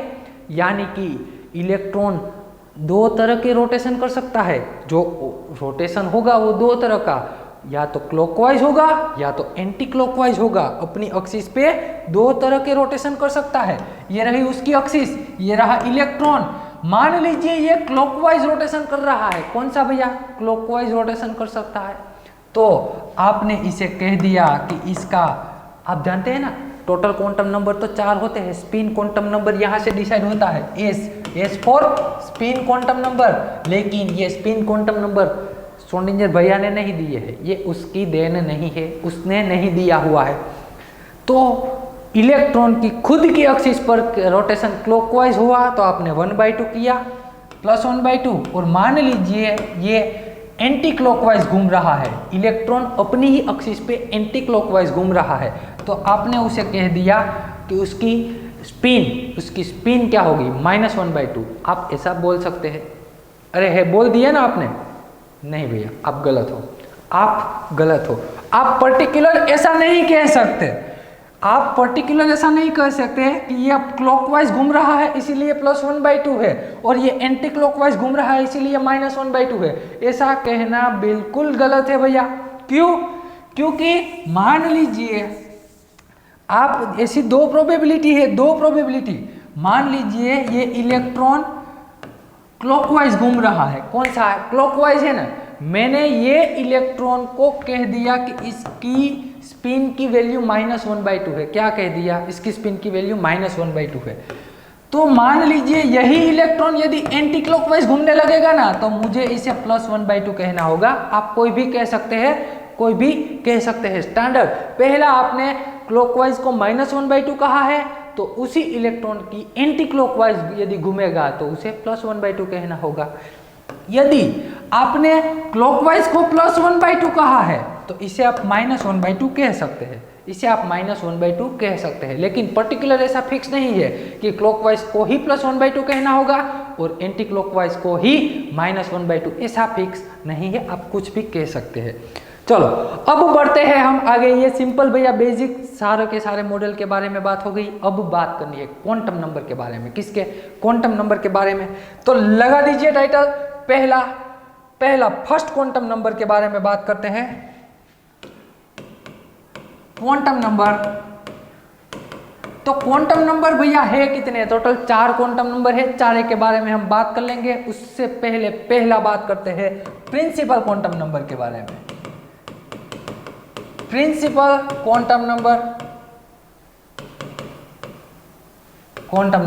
n, जिसे n से रिप्रेजेंट करते हैं, स्मॉल n से रिप्रेजेंट करते हैं प्रिंसिपल क्वांटम नंबर को। तो ये प्रिंसिपल क्वांटम नंबर हमें क्या बताता है? प्रिंसिपल क्वांटम नंबर हमें बताता है, अब आगे देखा ना हमने, प्रिंसिपल क्वांटम नंबर हमें सेल के बारे में बताता है। किसके बारे में? यानी कि सेल यानी कि स्टेट के बारे में बताता है कि आपका स्टेट कितना बड़ा है भैया। सेल से हमें पता चलता है उसकी साइज के बारे में। देखा ना? अरे भूल मत जाना, अभी अभी देखा हमने। ये पहला, दूसरा, तीसरा, ये 3 सेल है ना, ये क्या तीनों सेल की साइज सेम है भैया? नहीं जी ना, तीनों सेल की साइज अलग अलग है जी। पहले सेल की साइज कम, उससे बड़ी, उससे बड़ी। यानी कि प्रिंसिपल क्वांटम नंबर n से हमें पता चलता है साइज और एनर्जी के बारे में। किसके बारे में भैया? साइज और एनर्जी के बारे में हमें प्रिंसिपल क्वांटम नंबर से पता चलता है। तो ये साइज और एनर्जी से हमें पता चल जाएगा कि वो क्वांटम नंबर की वैल्यू क्या थी। तो क्वांटम नंबर की पॉसिबल वैल्यू हम लिख सकते हैं। क्वांटम नंबर n है ना भैया, n की पॉसिबल वैल्यू क्या है? तो कि भैया n पॉजिटिव इंटीजर वैल्यू है, पॉजिटिव इंटीजर वैल्यू है। n की वैल्यू कभी भी 0 नहीं हो सकती, नेगेटिव नहीं हो सकती और फ्रैक्शन या तो हाफ इंटीजर भी नहीं हो सकती। हाफ इंटीजर नहीं है। प्रिंसिपल क्वांटम नंबर के n की value always positive integer value ही आएगी। उसकी वैल्यू 0, नेगेटिव और हाफ इंटीजर नहीं है। तो कौन सी प्रोबेबल है भैया? तो कि हमने n की वैल्यू क्या हो सकती है? 1 हो सकती है, n की वैल्यू 2 हो सकती है, n की वैल्यू 3 हो सकती है और n की वैल्यू क्या हो सकती है? 4 भी हो सकती है। ये बातें हमने कर ली थी ना। यहाँ देखो n की वैल्यू 1 होगी तो उसके लिए सेल का नाम हमने दिया था, क्या था? K। 2 है तो L, M, N for Niral sir, K L M N, ये 4 आ गई। अब देखो तो मैं टॉप टू बॉटम जाता हूँ, यहाँ ऊपर से नीचे में आया हूँ तो principal quantum number n increase होता है कि नहीं होता भैया? Principal quantum number n increase होता है। तो साथ ही साथ यदि principal quantum number n increase होगा ना तो उसकी साइज भी क्या हो जाएगी? इंक्रीज हो जाएगी। Principal quantum number n increase होता है तो साथ ही साथ उसकी साइज भी इंक्रीज होती है। देखा ना हमने, आगे देख लिया। इधर देखो ना, ये मॉडल में ये फर्स्ट जिसकी n की वैल्यू 1 है, उससे बड़ी ये l की साइज, उससे बड़ी ये m की साइज, उससे बड़ी ये n की साइज। यानी कि जैसे जैसे प्रिंसिपल क्वांटम नंबर इंक्रीज होता जाता है वैसे वैसे साइज इंक्रीज होती जाती है, वैसे वैसे साइज इंक्रीज होती जाती है। तो अब मुझे फाइंड करना है एनर्जी के बारे में। क्या फाइंड करना है? एनर्जी के बारे में। और यहाँ आप ऐसे भी लिख सकते हैं ना, यहाँ ऐसा भी लिख सकते हैं कि principal quantum number n increase होता है तो साथ ही साथ उसकी एनर्जी भी क्या होती है भैया? उसकी एनर्जी भी इंक्रीज होती जाती है, उसकी एनर्जी भी इंक्रीज होती जाती है। चलो अब मुझे फाइंड करना है क्या? Energy of nth shell. Energy of nth shell, nth shell की एनर्जी क्या हो सकती है? मुझे मालूम नहीं कौन सा है। nth सेल की एनर्जी के लिए आपके पास एक फॉर्मूला है। कौन सा भैया? एनर्जी ऑफ nth सेल के लिए -30.6 into Z square upon n square, ये फॉर्मूला है। यहाँ z की वैल्यू क्या है? z यानी कि एटॉमिक नंबर है, z यानी कि एटॉमिक नंबर है।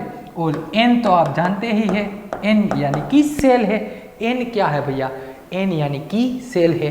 तो ये बात हो गई प्रिंसिपल क्वांटम नंबर n के बारे में। प्रिंसिपल क्वांटम नंबर n के बारे में आपने जान लिया। बढ़ते हैं आगे। दूसरा क्वांटम नंबर भैया, ये लिख लेना भैया, आप मेहरबानी करके सब लिख लेना। ये प्रिंसिपल क्वांटम नंबर के बारे में सब कुछ लिख लेना, ये आप सब लोगों ने लिखा होगा। चलो अब मुझे बात करनी है किसके बारे में भैया? अब मुझे बात करनी है एक, जानते हैं ना आप दूसरा कौन सा आता है क्वांटम नंबर? दूसरा क्वांटम नंबर आता है, सेकंड क्वांटम नंबर कौन सा आता है? Angular quantum number. Angular quantum number L, या तो हम इसे किससे दूसरा नाम क्या है इसका? एजीम्यूचुअल क्वांटम नंबर।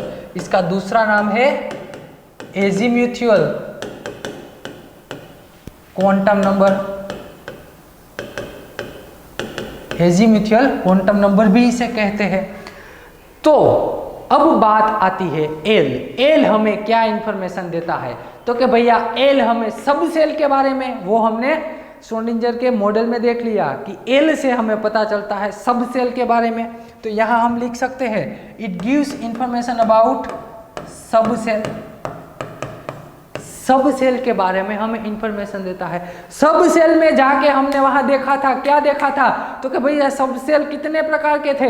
एक तो एस था, पी था, डी हो सकता है, एफ भी हो सकता है। वहां हमने देखा ना, ऑर्बिट को जूम करके देखा तो वहां तो हमें 4 सब सेल मिले, एस, पी, डी, एफ, बहुत सारे सब सेल मिले। तो सब सेल से हमें पता चला क्या? तो कि भैया शेप। सब सेल से हमें पता चला शेप के बारे में कि सब सेल का शेप कौन से प्रोबेबल शेप है। तो आइए देखते हैं शेप के बारे में।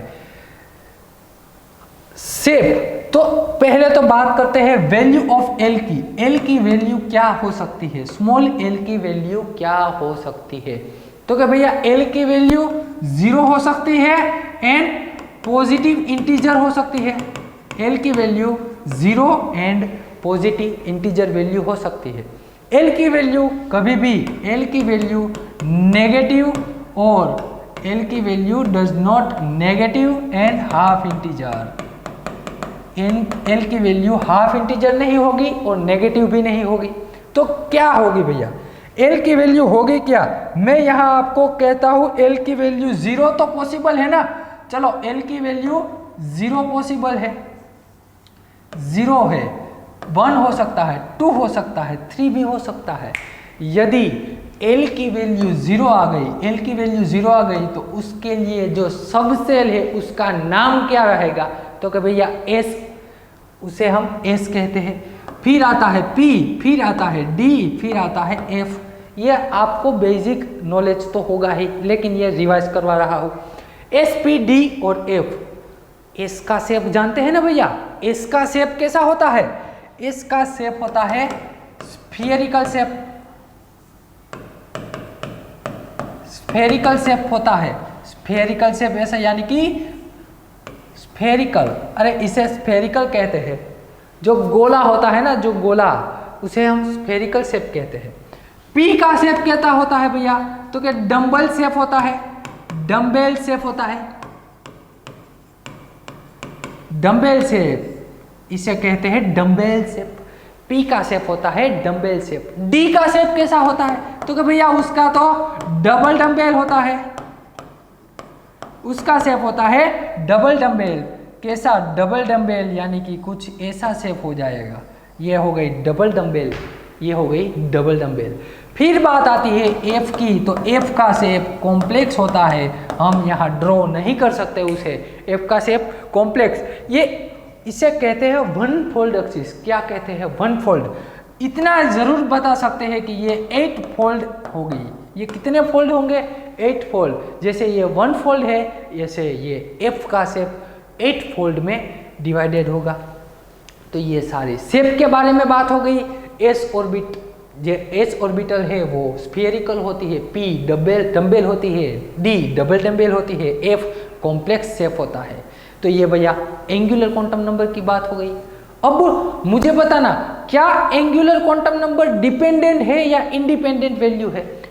एंगुलर क्वांटम नंबर कोई पे डिपेंडेंट है या इंडिपेंडेंट? भैया डिपेंडेंट है। कैसे? आइए देखते हैं। इधर यहाँ पे पहला स्टेटमेंट लिखो, आप पहला स्टेटमेंट लिखो, L is dependent value, L is depends on n। Principal quantum number पे हमारे L की वैल्यू डिपेंडेंट है।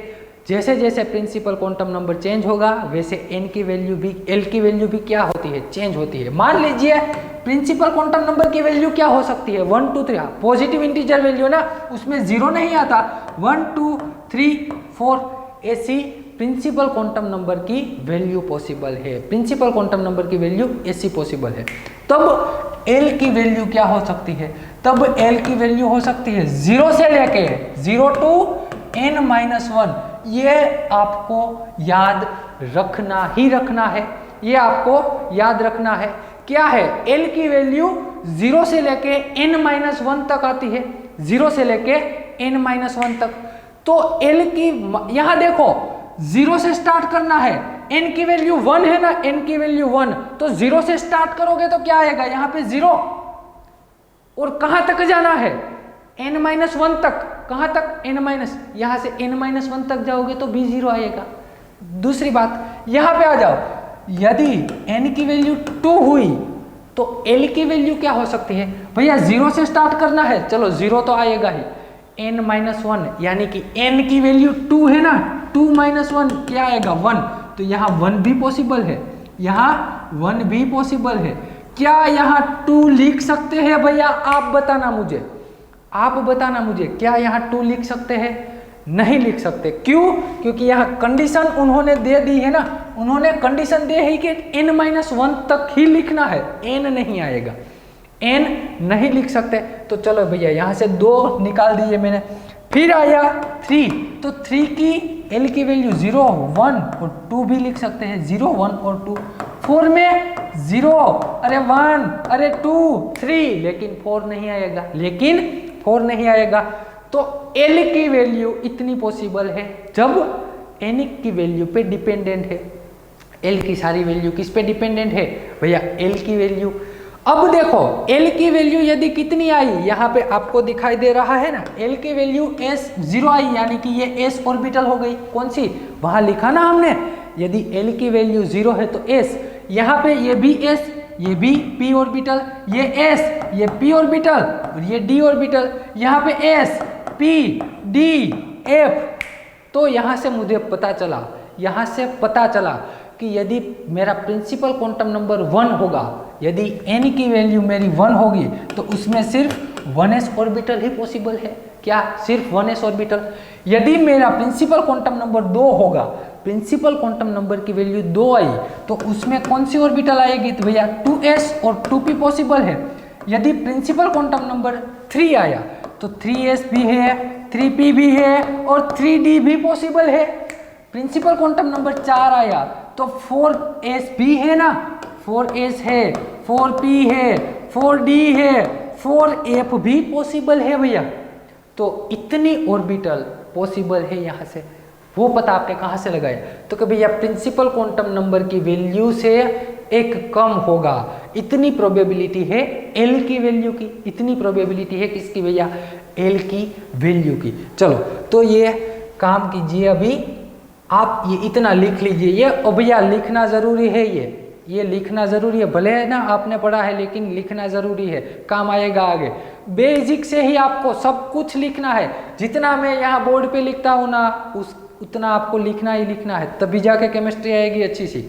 और आपको तो अच्छी केमिस्ट्री सीखनी है इसलिए लिखना पड़ेगा। चलो वीडियो पॉज करके पहला काम कीजिए, इसको लिख लीजिए। चलो तो अब हम बढ़ते हैं आगे, यहां पे एक टाइटल लगा दीजिए, ऑर्बिटल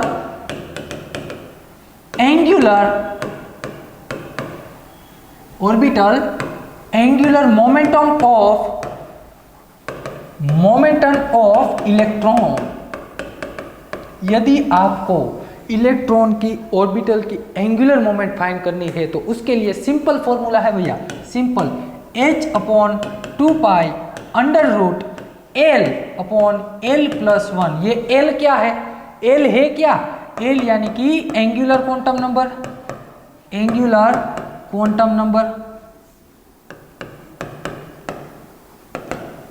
नंबर है भैया, अच्छे से जानते हैं ना आप, अच्छे से जानते हैं।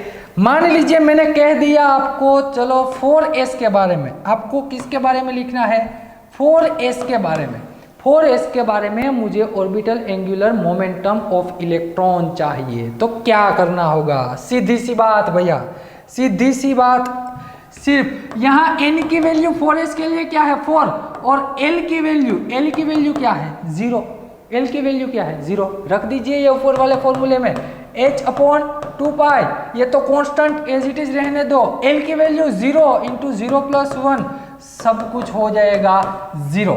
सब कुछ क्या हो गया? 0। तो ये किसकी बात थी भाई? Orbital angular momentum of electron. ये सिंपल बात थी। इसमें आपको आगे वाला जो आपने बुक में लिखा है वो बहुत ही ज़रूरी है, आपको एंगुलर क्वांटम नंबर के बारे में ज्ञान होना ज़रूरी है। अब हम बात करते हैं m के बारे में। तीसरा क्वांटम नंबर लगा दीजिए टाइटल, थर्ड नंबर, तीसरा quantum number magnetic quantum number 3, magnetic quantum number जिसे हम m से रिप्रेजेंट करते हैं। किससे भैया? m से रिप्रेजेंट करते हैं। तो ये हमें किसकी इंफॉर्मेशन देता है? ये हमें इंफॉर्मेशन किसकी देता है? तो ये हमें इंफॉर्मेशन देता है किसके बारे में भैया? ऑर्बिटल के बारे में। ये भी हम जानते हैं, वहाँ मॉडल में हमने देखा था, पहले सेल में से सब सेल में आए, उससे भी जूम कर दिया तो फिर हमें क्या मिल गई? ऑर्बिटल मिल गई, फिर हमें मिली ऑर्बिटल। तो मैग्नेटिक क्वांटम नंबर हमें ऑर्बिटल के बारे में इंफॉर्मेशन देता है। ऑर्बिटल से हमें क्या पता चलता है? ऑर्बिटल को देखने से क्या पता चलता है? ऑर्बिटल को देखने से हमें पता चलता है मैग्नेटिक ओरिएंटेशन ऑफ इलेक्ट्रॉन। उसका ओरिएंटेशन x, y, z यानी कि डायरेक्शन पता चलती है। इन शॉर्ट बात करें तो डायरेक्शन पता चलती है कि वो कौन सी डायरेक्शन में है, हमारे ओरिएंटेशन की डायरेक्शन कौन सी है, मैग्नेटिक ओरिएंटेशन की डायरेक्शन कौन सी है भैया। सिंपल बात है। बात हमें जो ज़रूरी है हमारे लिए वो क्या है? वो हमारे लिए जो ज़रूरी है ना वो उसके m की वैल्यू है, m की वैल्यू है। तो m की वैल्यू किस पे डिपेंडेंट है भैया? m इज डिपेंड्स ऑन, यहाँ पे लिखो m is depends on l, angular quantum number पे डिपेंडेंट है। m की वैल्यू l पे डिपेंडेंट है। तो कैसे डिपेंडेंट है? तो कि भैया ऐसे कैसे? अरे ऐसे लिखने तो दो, रुको थोड़ा सब्र करो। मान लीजिए L की वैल्यू मैंने यहाँ पे लिखी 0 1 2, L की वैल्यू लिखी 0 1 2 3, चलो 3 तक चले जाते हैं। L की वैल्यू इतनी है, तो M की वैल्यू कितनी आएगी? M की वैल्यू होगी -L से लेके +L तक, -L से लेके +L तक वैल्यू आएगी किसकी भैया? M की वैल्यू आएगी -L से लेके +L तक। कैसे? इधर देखो ना, यहाँ 0 का माइनस करो तो भी 0 आएगा, प्लस, अरे ऐसा नहीं कर सकते, 0 तो न्यूट्रल है, यहाँ 0 लिख सकते हैं ना। फिर बात आती है प्लस की, 1 आ गया 1, तो क्या करना है? L की वैल्यू -1, यहाँ 1 है ना, तो -L यानी कि -1 होगा, +1 होगा। देखो यहाँ -L से लेके +L तक जाना है, तो बीच में क्या आता है? 0। इसकी वैल्यू क्या होगी? -2 -1 0 +1 +2 हो जाएगी। इसकी वैल्यू तो क्या भैया? -3 -2 -1 0 +1 +2 +3, इतनी आ सकती है भैया। ये क्या मिली? क्या हमें? हम फाइंड क्या कर रहे हैं? अरे देखो भैया, जुनून के साथ पढ़ना पड़ेगा। क्या? जुनून के साथ पढ़ना पड़ेगा। आप में पढ़ने बैठो ना जब, तब आपके पास बहुत सारी एनर्जी होनी चाहिए। सुबह फुली एनर्जेटिक होकर ही पढ़ना है आपको। जितनी आप एनर्जी ज्यादा दोगे ना ये पढ़ने में, उतना आप इजीली समझ पाओगे, इजीली कॉन्सेप्ट समझ पाओगे, उतना आपको रिवीजन करने की भी जरूरत नहीं, आसानी से आप समझ सकोगे। तो हम यहाँ फाइंड कर रहे हैं टोटल नंबर ऑफ ऑर्बिटल। क्या फाइंड कर रहे हैं? ऑर्बिटल फाइंड कर रहे हैं। यहाँ पे हमें कितनी मिली? यहाँ पे मुझे 1 ऑर्बिटल मिल गई। यहाँ पे मुझे 3 ऑर्बिटल मिली। यहाँ पे मुझे भैया 5 ऑर्बिटल मिल गई। कितनी है भैया? 5 ऑर्बिटल। और आप जानते हैं ना, आप जानते हैं इसे हम px कहते हैं, py कहते हैं, pz कहते हैं। इसे हम क्या कहते हैं? dxy, dyz, dzx, dx² y² और dz²। ये d ऑर्बिटल के बारे में भी आप जानते हैं। यहाँ क्या है? ये s, ये p और d और ये f, ये सब सेल है, ये उसकी ऑर्बिटल है। तो हम एक्चुअल में फाइंड क्या कर रहे हैं? तो कि भैया हम फाइंड कर रहे हैं कि ये जो सब सेल हमें दिए हुए हैं ना, सब सेल, उसमें कितनी ऑर्बिटल आती है, एक सब सेल में कितनी ऑर्बिटल्स आती है, वो फाइंड कर रहे हैं। तो हमने यहाँ से ऐसे निकाल लिया, इसमें टोटल सब सेल कितने आई, टोटल ऑर्बिटल कितनी आई? तो कि भैया 7, इसमें डी में 5 आ गई, पी में 3, एस में 1 ऑर्बिटल आ गई। तो ऑल ओवर मैं यहाँ आपको कंक्लूजन लिखवा दूँ। यहाँ से मुझे कंक्लूजन मिला, एक कंक्लूजन आया क्या? तो यहाँ कंक्लूजन करके मैं लिख सकता हूँ कंक्लूजन।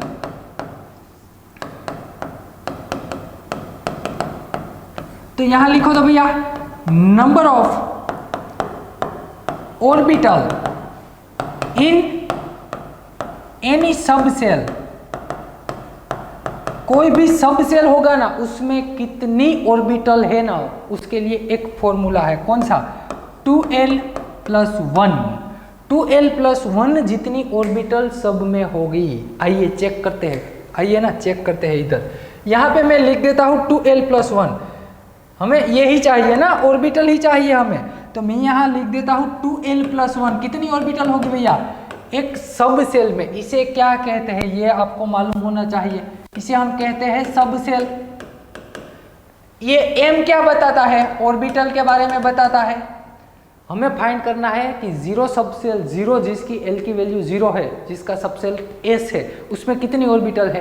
तो सिंपल फॉर्मूला, यहाँ पे l की कीमत रख दीजिए। l क्या है? 0+1 यानी कि फाइनल आंसर आ गया 1। s में 1 ऑर्बिटल है। p की बात करें तो p, l की वैल्यू कितनी है भैया? यहाँ l की वैल्यू है कितनी? यहाँ मुझे बताओ ना, 1 ना। l की वैल्यू यहाँ से 1 आई, +1 दोनों को मिला दो, 3 आएगी, 3 आई, इधर रही 3, यही आएगी। ये फॉर्मूले से चेक करोगे ना, यही आएगी।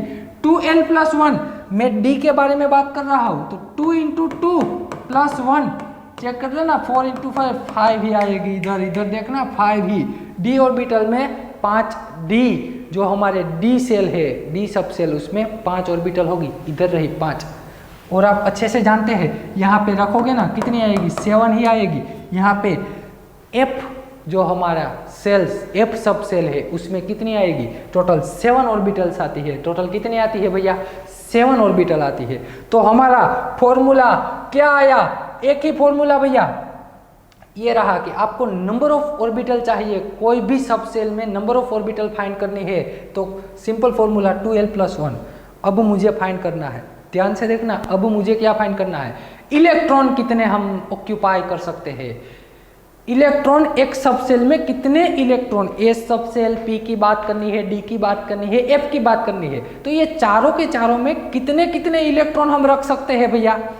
तो कि उसके लिए एक फॉर्मूला लिखो इधर कि maximum number of electron occupied in सब सेल, एनी सब सेल, कोई भी सब सेल होगा ना, कोई भी सब सेल है उसमें आप कितने इलेक्ट्रॉन रख सकते हैं।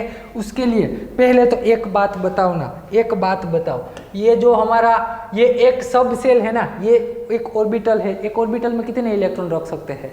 अरे कॉमन बात है, बच्चा बच्चा जानता है ये, कितने इलेक्ट्रॉन रख सकते हैं भैया, तो कि 2 इलेक्ट्रॉन रख सकते हैं ना, इधर 2 इलेक्ट्रॉन रख सकते हैं। तो एक ऑर्बिटल में हम 2 इलेक्ट्रॉन रख सकते हैं, तो एक ऑर्बिटल में हम 2 इलेक्ट्रॉन रख सकते हैं। तो यहाँ जितनी ऑर्बिटल आएगी उसको मैं 2 से मल्टीप्लाई कर दूं तो यहाँ क्या आएगा, 2 × 2l+1, इतनी ऑर्बिटल आएगी ना, तो फाइनल आंसर 4l+2 हो जाएगा। देख लेना, इतने ही इलेक्ट्रॉन आप रख सकते हैं। कोई भी सब सेल होगा ना, चेक करता हूँ, चलो ना चेक ही कर लेते हैं। पहले मैं बात करता हूँ एस सब सेल के बारे में, जिसकी एल की वैल्यू 0 है, पी की वैल्यू 1 है, डी की वैल्यू कितनी है 2 है, और एफ के बारे में मुझे बात करना है तो 3 है। तो यहाँ पे मुझे इलेक्ट्रॉन चाहिए, मैक्सिमम इलेक्ट्रॉन एस वाली में मैं कितने इलेक्ट्रॉन रख सकता हूँ। आप जानते हैं 2 आएंगे, कितने आएंगे 2, लेकिन फॉर्मूले से प्रूव करते हैं। यहाँ 4, एल की वैल्यू 0 प्लस क्या आएगा 2, तो फाइनल आंसर आ गया 2 इलेक्ट्रॉन आप रख सकते हैं एस वाले सेल में। फिर एल की वैल्यू क्या है 1, तो 4, 1 + 2, टोटल आंसर आएगा 6। यानी कि जो पी सब सेल है आपका, पी सब सेल, उसमें आप 6 इलेक्ट्रॉन रख सकते हैं, ये तो आप जानते हैं ना। तो क्या भैया, आप तो बहुत होशियार है। यहाँ पे आप 10 इलेक्ट्रॉन रख सकते हैं, यहाँ पे 14 इलेक्ट्रॉन रख सकते हैं। तो हमारा फॉर्मूला एक ही याद रखना है, 4l+2, total number of electron कोई भी सब सेल में कितने रख सकते हैं, आपने यहाँ से निकाल लिया। चलो ये निकाल लिया, ये सिंपल बात थी, देख लेना, ये सिंपल बात थी। फिर से यहीं से आपको लिखना है, ये मैग्नेटिक क्वांटम नंबर यहीं से आपको लिख लेना है। चलो वीडियो पॉज करके ये लिख लेना, वीडियो पॉज करके आपको ये लिख लेना है, कंक्लूजन भी लिख लेना है। अब बढ़ते हैं हम आगे। अब मैं क्या कहता हूं मालूम है, मुझे चाहिए, ये सब सेल की तो बात हो गई कि सब सेल में कितने इलेक्ट्रॉन रख सकते हैं, सब सेल में कितनी ऑर्बिटल रख सकते हैं, वो बात हो गई।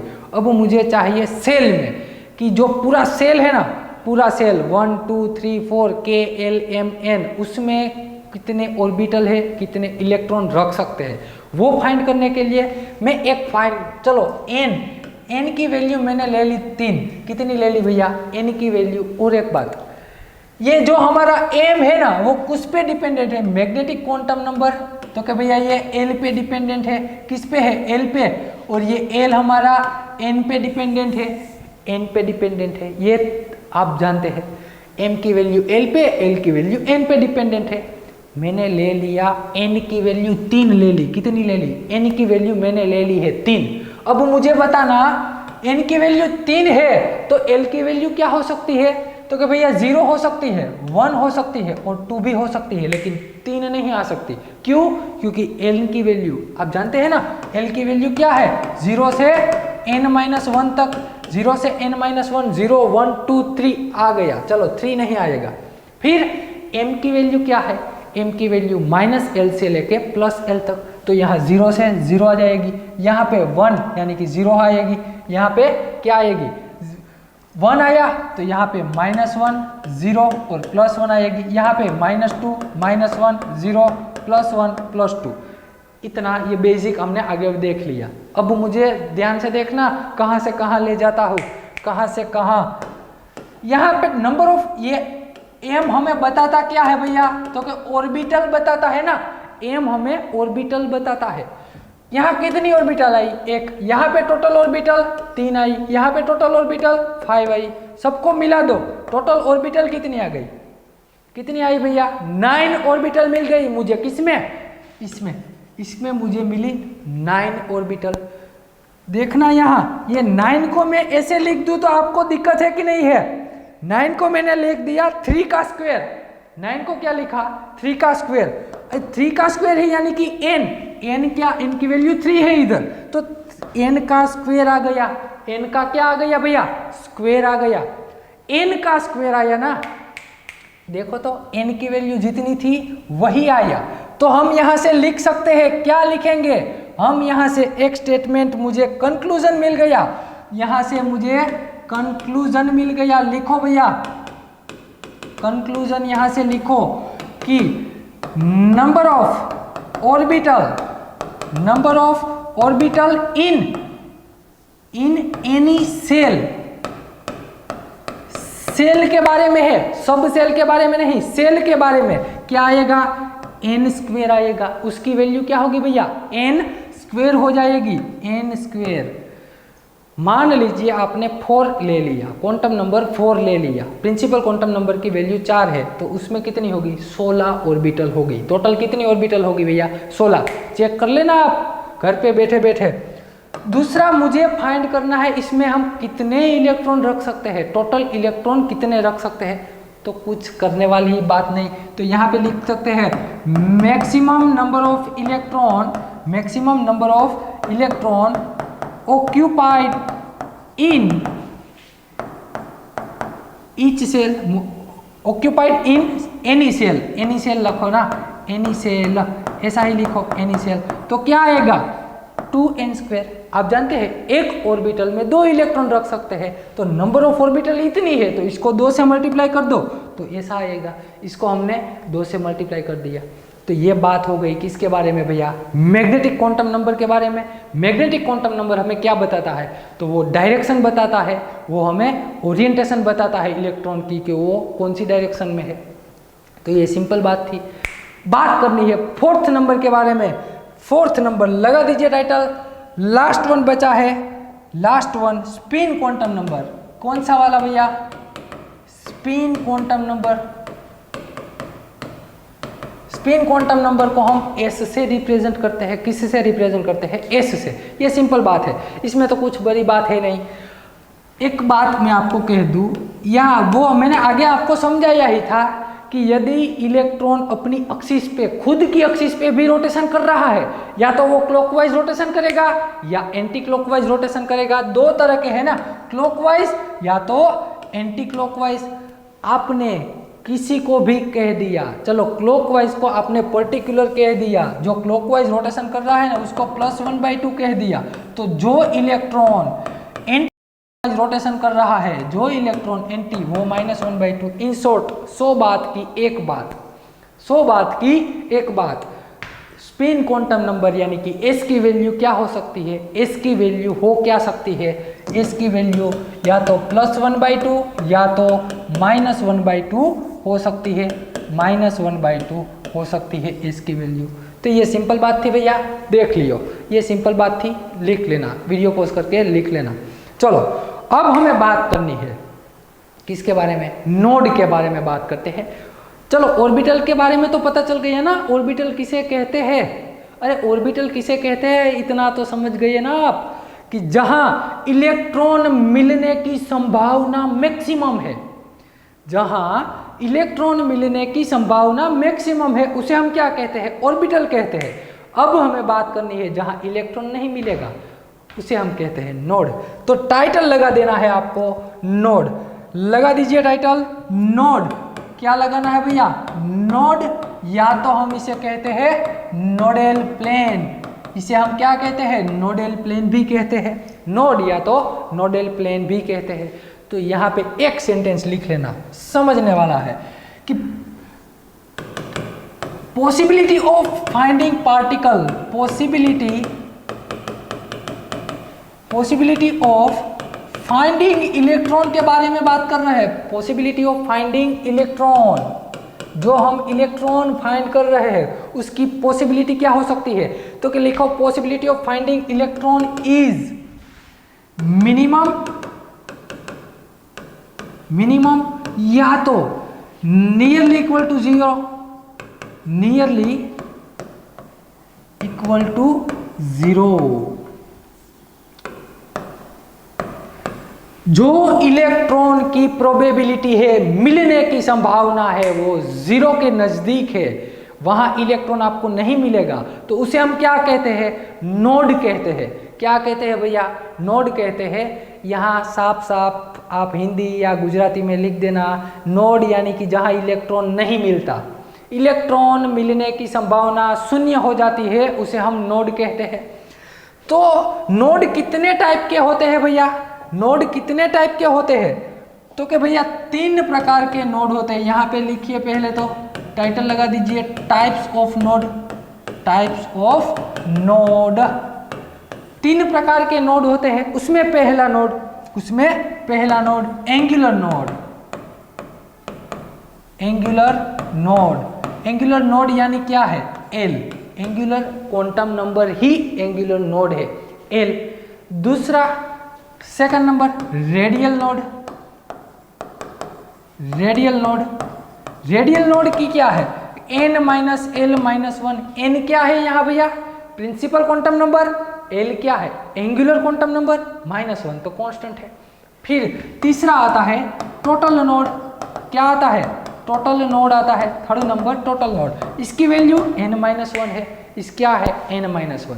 ऐसे क्वेश्चन जीसेट में कहीं बार आ चुके हैं, कहीं बार। नेट में भी 2 मार्क्स में ऐसे क्वेश्चन कितनी बार पूछे हैं।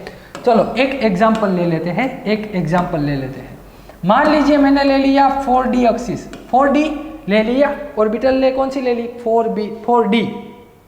मुझे इसमें फाइंड करना है पहले तो एंगुलर, पहला कौन सा फाइंड करना है, एंगुलर क्वांटम नंबर। दूसरा है रेडियल भी फाइंड करना है। तीसरा है टोटल भी फाइंड करना है, तो एंगुलर यहाँ पहले तो बताओ इसके लिए n की वैल्यू क्या होगी भैया। जो आगे दिखा देता है ना आपको, आगे जो डिजिट दिखाई देता है उसे हम प्रिंसिपल क्वांटम नंबर n कहते हैं, यानी कि इसकी वैल्यू 4 हो जाएगी। d यानी कि l की वैल्यू क्या होती है, जानते हैं ना, l की वैल्यू 0, 1, 2 होती है। तो यहाँ पे 0 हो तो s आता है, 1 हो तो p, 2 हो तो d। तो यहाँ d है, इसका मतलब क्या आएगी, l की वैल्यू 2 भैया। l की वैल्यू उल्टा कर दो, 2 आएगी। इतना आप समझते हैं ना, इसको मैं जाने देता हूँ, इसकी ज़रूरत नहीं। एंगुलर क्वांटम नंबर यानी कि l, एंगुलर क्वांटम नंबर तो डायरेक्ट मिलता है, l क्या आएगा यहाँ से एंगुलर क्वांटम नंबर तो मुझे डायरेक्ट मिल जाएगा कि भैया 2 आता है। क्या आता है, 2। रेडियल यानी कि n-l-1 करना पड़ेगा। n की वैल्यू क्या है, 4, l की वैल्यू 2, -1, 4 - 2, 2 माइनस क्या आएगा भैया, यहाँ पे क्या आएगा, 4 में से 2, तो 2 - 1 यानी कि 1। टोटल रेडियल नोड मुझे मिल गए 1, टोटल रेडियल नोड मुझे कितने मिले, 1। अब मुझे बात करनी है टोटल नोड के बारे में। थर्ड नंबर टोटल नोड है क्या, अरे है क्या, दोनों का समेसन ही है, दोनों का क्या है, समेसन ही है, दोनों का समेसन है। रेडियल टोटल नोड यानी कि n-1 ना, n की वैल्यू 4, -1 यानी कि 3 आएगा। क्या ये दोनों का टोटल 3 होता है, ये 2 + 1 कर लेना, 3 ही आएगा, अरे 3 ही आता है। तो सिंपल बात थी भैया, एंगुलर नोड और रेडियल नोड दोनों का यदि आप समेसन कर दो तो भी टोटल नोड आएगा। यदि आपने फॉर्मूला याद रखना है कि डायरेक्ट n-1 से भी आप टोटल नोड निकाल सकते हैं। तो ये बात हो गई किसके बारे में, नोड के बारे में, या तो नोडल प्लेन भी कहते हैं। चलो एक काम करो, ये इसको अच्छे से लिख लो, ये पूरा का पूरा आपको लिख लेना है। चलो लिख लो। चलो तो अब हम बात करते हैं आगे। ये लिख लिया होगा ना आप सब लोगों ने, इसको अब मैं जाने देता हूं। अब हम बात करते हैं आगे। अब आपको टाइटल लगाना है rules for rules for ground state electronic configuration, rules for ground state electronic configuration.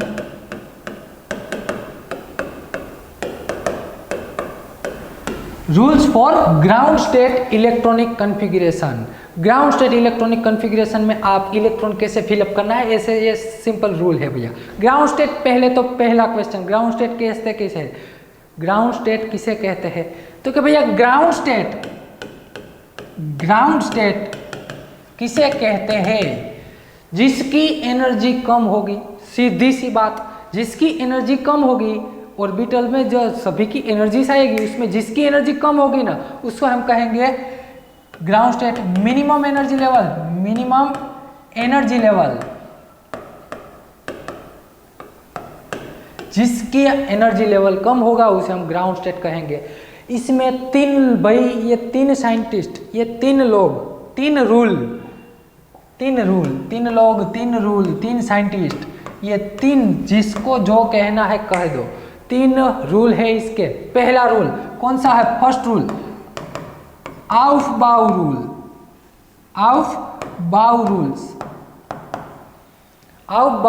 For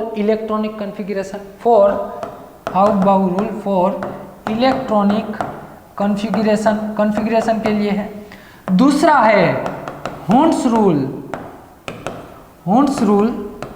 Hund's maximum spin multiplicity,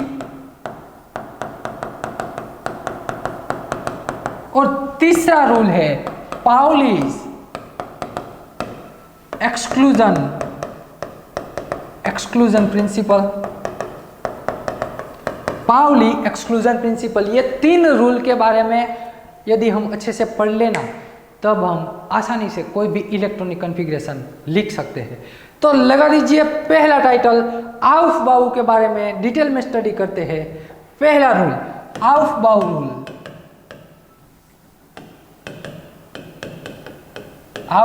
rule. देखो भैया, ये कोई साइंटिस्ट का नाम नहीं है, ये कंस्ट्रक्ट किया गया रूल है, ये इसे डेवलप किया गया है। ये रूल को कोई साइंटिस्ट का नाम नहीं है, ऐसा नाम नहीं होता आउफबाउ वाला। चलो, इन्होंने क्या कहा? इन्होंने कुछ ऐसा कहा कि कोई भी इलेक्ट्रॉन, पहला जो इलेक्ट्रॉन होगा ना, first electron enter into lowest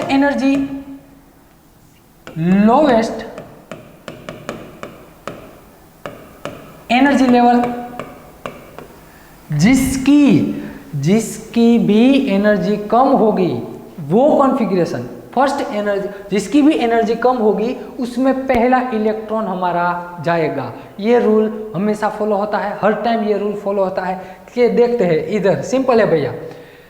तो कोई भी एनर्जी का लेवल है तो वो एनर्जी लेवल कैसे फाइंड करेंगे? कोई भी ऑर्बिटल है उसका एनर्जी लेवल कैसे फाइंड करेंगे? तो उसके लिए भैया सिंपल रूल है। पहला रूल एनर्जी लेवल के लिए पहला रूल, तो कि भैया n+l, यदि n+l की वैल्यू इंक्रीज होती है ना, n+l, n क्या है? प्रिंसिपल क्वांटम नंबर, l क्या है? एंगुलर क्वांटम नंबर, दोनों का समेशन कर दो। यदि उसकी वैल्यू इंक्रीज होती है तो साथ ही साथ हमारी एनर्जी भी इंक्रीज हो जाएगी। सिंपल बात है। यदि n+n की वैल्यू इंक्रीज होती है तो हमारी एनर्जी इंक्रीज हो जाएगी। दूसरी बात, मान लीजिए इफ n+l वैल्यू, कभी कभार ऐसा होगा n+n वैल्यू आर सेम, ये सेम हो जाएगी। ये क्या हो जाएगी भैया? ये सेम हो जाएगी, n+l की वैल्यू सेम हो जाएगी। तब क्या होगा? तब आपको देखना है जिसका प्रिंसिपल क्वांटम नंबर ज़्यादा होगा, n की वैल्यू जिसकी इंक्रीज हो जाएगी उसकी एनर्जी भी इंक्रीज हो जाएगी। उसकी एनर्जी क्या हो जाएगी? इंक्रीज हो जाएगी। आइए चेक करते हैं, आइए ना चेक करते हैं। मैं क्या कहता हूँ, इधर मैं आपको लिख देता हूँ इधर क्या कि 1s ऑर्बिटल है, 2s ऑर्बिटल है, 3s है, 3p है, इधर 2p है, 3s है, 3p, 4s, 3d, ऐसा लिखो ना। चलो यहाँ 3d ही लिखो, बाद में 4s लिखते हैं। इतनी ऑर्बिटल हमें दी हुई है सभी अलग अलग, मुझे सबकी एनर्जी निकालनी है। तो क्या करना होगा, n प्लस एल को n और l का समेशन करना होगा। इसके लिए n की वैल्यू क्या है मुझे बताता जाना इधर, अरे इधर बताते जा भैया। इसके लिए n की वैल्यू 1 प्लस h की वैल्यू 0, s यानी कि l की वैल्यू 0 हो गई, n की वैल्यू यहाँ पे 2 है, s टर्म यानी कि 0 हो जाएगी, 2, p की वैल्यू, p यानी कि l की वैल्यू क्या हो जाएगी 1। अरे जानते हैं ना s, p, d और f, तो यहाँ 0, 1, 2, 3 ये किसकी वैल्यू है भैया, l की वैल्यू है। चलो 3 प्रिंसिपल क्वांटम नंबर की n की वैल्यू 3 हो गई, ये s है, इसका मतलब यहाँ आएगा l की वैल्यू 0, n की वैल्यू 3, p यानी कि l की वैल्यू हो जाएगी 1, n की वैल्यू 3, d यानी कि उसकी वैल्यू हो जाएगी 2, s की वैल्यू 4, 0। सभी का समेशन कर दीजिए, यहाँ n प्लस n की वैल्यू 1 होगी, यहाँ पे 2, यहाँ पे 3, यहाँ पे 3, यहाँ पे 4, यहाँ पे 5, यहाँ पे 4।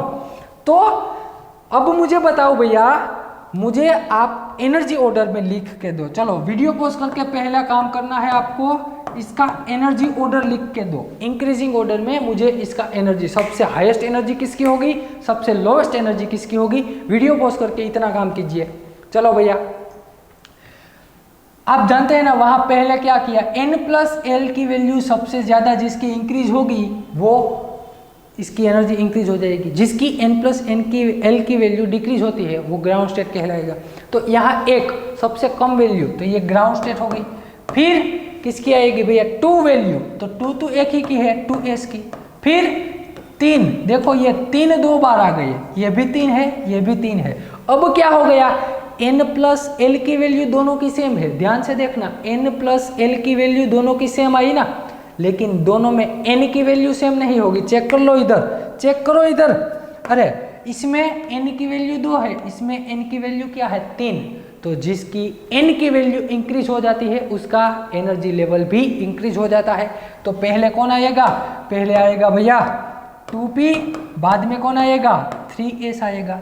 अब देखो यहाँ पे भी 4 है, यहाँ पे भी 4 है, लेकिन यहाँ n की वैल्यू ज्यादा है तो इसकी एनर्जी क्या होगी, ज्यादा होगी।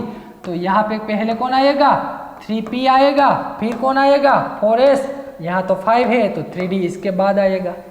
तो आउफबाउ ने क्या बताया, ये पहले तो सभी ऑर्बिटल का इन्होंने आपको इलेक्ट्रॉनिक कॉन्फ़िगरेशन का ऑर्डर दिया कि सबसे ग्राउंड स्टेट वाली कौन सी है, तो कि भैया इसमें 1s है। सबसे हाईएस्ट एनर्जी किसकी है, तो कि 3d की है। अब मुझे ये सभी में इलेक्ट्रॉन ऐड करवाने हैं, सभी में इलेक्ट्रॉन ऐड करवाने हैं। तो पहला इलेक्ट्रॉन किस में ऐड होगा, जानते ही है, पहला इलेक्ट्रॉन इसमें ऐड होगा 1s पे। जब ये 1s फुल फिल हो जाएगी, कंप्लीट भर जाएगी, बाद में इलेक्ट्रॉन किधर आएगा, ये 1s कंप्लीट हो जाएगी ना, बाद में इलेक्ट्रॉन ये 2s में चला आएगा, 2s भर जाएगी, फिर आएगा 2p में, फिर किस में आएगा 3s में, फिर 3p में, फिर 4s में, फिर आएगा 3d में। ऐसे ऐसे इलेक्ट्रॉन फिलअप होते जाते हैं, ऐसे ऐसे इलेक्ट्रॉन फिलअप होते जाते हैं। तो ये बात किसने की, आउफबाउ ने। आउफबाउ ने ऐसा बताया कि जिसकी एनर्जी, जो भी ऑर्बिटल की एनर्जी इलेक्ट्रॉनिक कॉन्फ़िगरेशन कम होगी, इसकी एनर्जी लेवल कम होगा या तो ग्राउंड स्टेट होगा, उसमें पहले इलेक्ट्रॉन जाएगा, फिर उससे ज़्यादा एनर्जी वालों में इलेक्ट्रॉन जाते जाएंगे।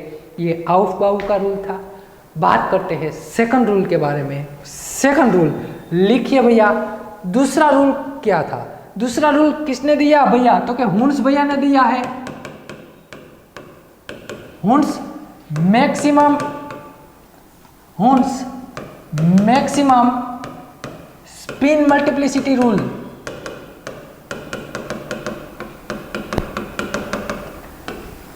मैक्सिमम स्पिन मल्टीप्लिसिटी, तो आपके लिए एक वर्ड नया आया, क्या, spin multiplicity.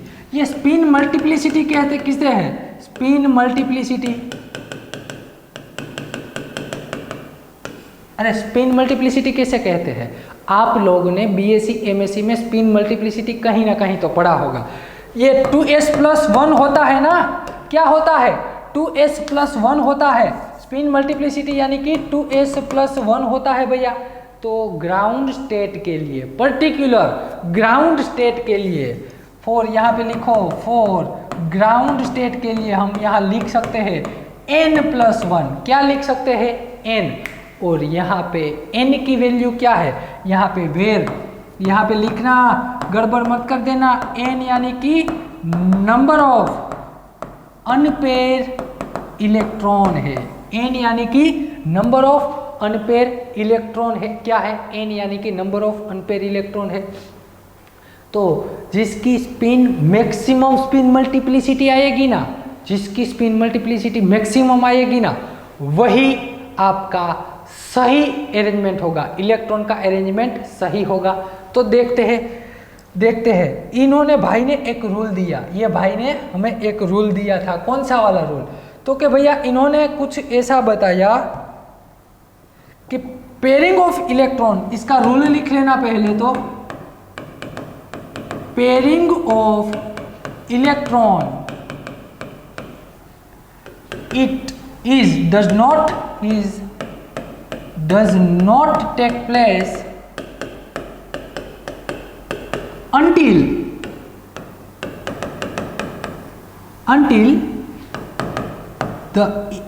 the each orbital gets one electron in each। क्या कहा? बस समझाता हूँ, लिख लो पहले। Pairing of electron are does not take place until the each orbital get one electron. इन्होंने क्या कहा? एग्जाम्पल लेके ही समझते हैं। मैं बात करता हूँ किसके बारे में भैया? P4 के बारे में। P4 4 इलेक्ट्रॉन है। P सब सेल में कितने ऑर्बिटल है भैया? 3 ऑर्बिटल है ना।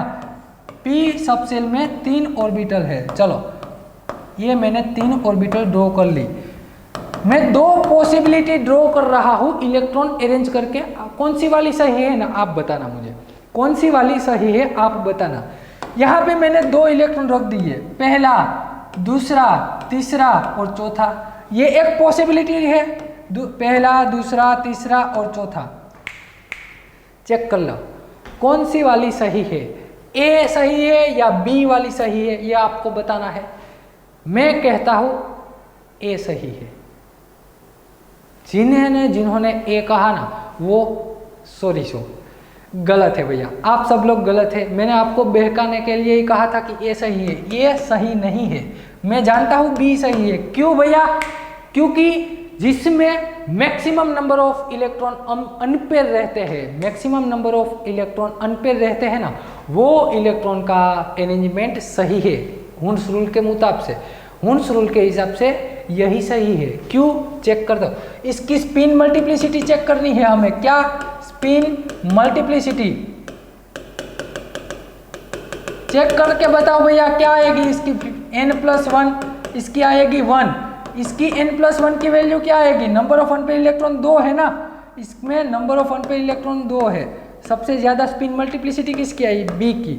तो बी हमारा सही आंसर है। इन्होंने इन शॉर्ट कहा क्या? इन्होंने क्या कहा मालूम है आपको? कि आपको इलेक्ट्रॉन अरेंज करके जाने हैं। इलेक्ट्रॉन एक इलेक्ट्रॉन पहले डिस्ट्रीब्यूट करते जाना है, जब तक सभी सेल में, ये सब सेल जो आपको ऑर्बिटल दिखाई दे रही है ना, ये सभी ऑर्बिटल में पहले से एक इलेक्ट्रॉन अरेंज करते जाने हैं। जब तक सभी में एक इलेक्ट्रॉन नहीं आ देना तब तक पेयरिंग मत करना। कैसे? मुझे इसमें टोटल 4 इलेक्ट्रॉन ऐड करवाने हैं। कितने? 4 इलेक्ट्रॉन। तो सब में पहले सेल कितने हैं हमारे पास? सब सेल 3 है ना। पहला में 1 डालो, दूसरे में डालो, तीसरे में डालो, सभी में एक आ गए, फिर ही पेयरिंग करना स्टार्ट करो। इसमें पहले मैंने क्या किया? पहले पेयरिंग करवा दिया। और ऐसे डायरेक्ट पेयरिंग नहीं करवा सकते। पहले तो एक इलेक्ट्रॉन सभी सब सेल में एंटर कीजिए। जब सब सेल ऑर्बिटल px py और pz सभी ऑर्बिटल में एक इलेक्ट्रॉन आ जाए, बाद में ही पेयरिंग करवाना है भैया, बाद में ही पेयरिंग करवाना है। तो यही, और ऐसी प्रोबेबिलिटी करोगे ना तो उसकी स्पिन मल्टीप्लिसिटी ज़्यादा ही आएगी। उसकी स्पिन मल्टीप्लिसिटी क्या आएगी, ज़्यादा ही आएगी। तो भैया आपको ये लिख लेना है। चलो वीडियो पॉज करके पहले से ही लिख लो, ये हुंस रूल इधर रहा, हुंस रूल पहले से ही लिख लो। चलो वीडियो पॉज करके, ये रहा आपका कंप्लीट हुंस रूल, ये आपको वीडियो पॉज करके कंप्लीट लिख लेना है। चलो तो अब हम बात करते हैं थर्ड नंबर, ये दूसरा रूल के बारे में तो बात कर ली, अब हमने बात करते हैं थर्ड नंबर के बारे में जो इम्पोर्टेंट रूल है। टाइटल लगा दीजिए, तीसरा rule, third number rule, Pauli exclusion principle. ये रूल क्या कहता है, पाउली एक्सक्लूजन प्रिंसिपल क्या कहता है, लिखिए। ये रूल ऐसा कहता है, all four quantum number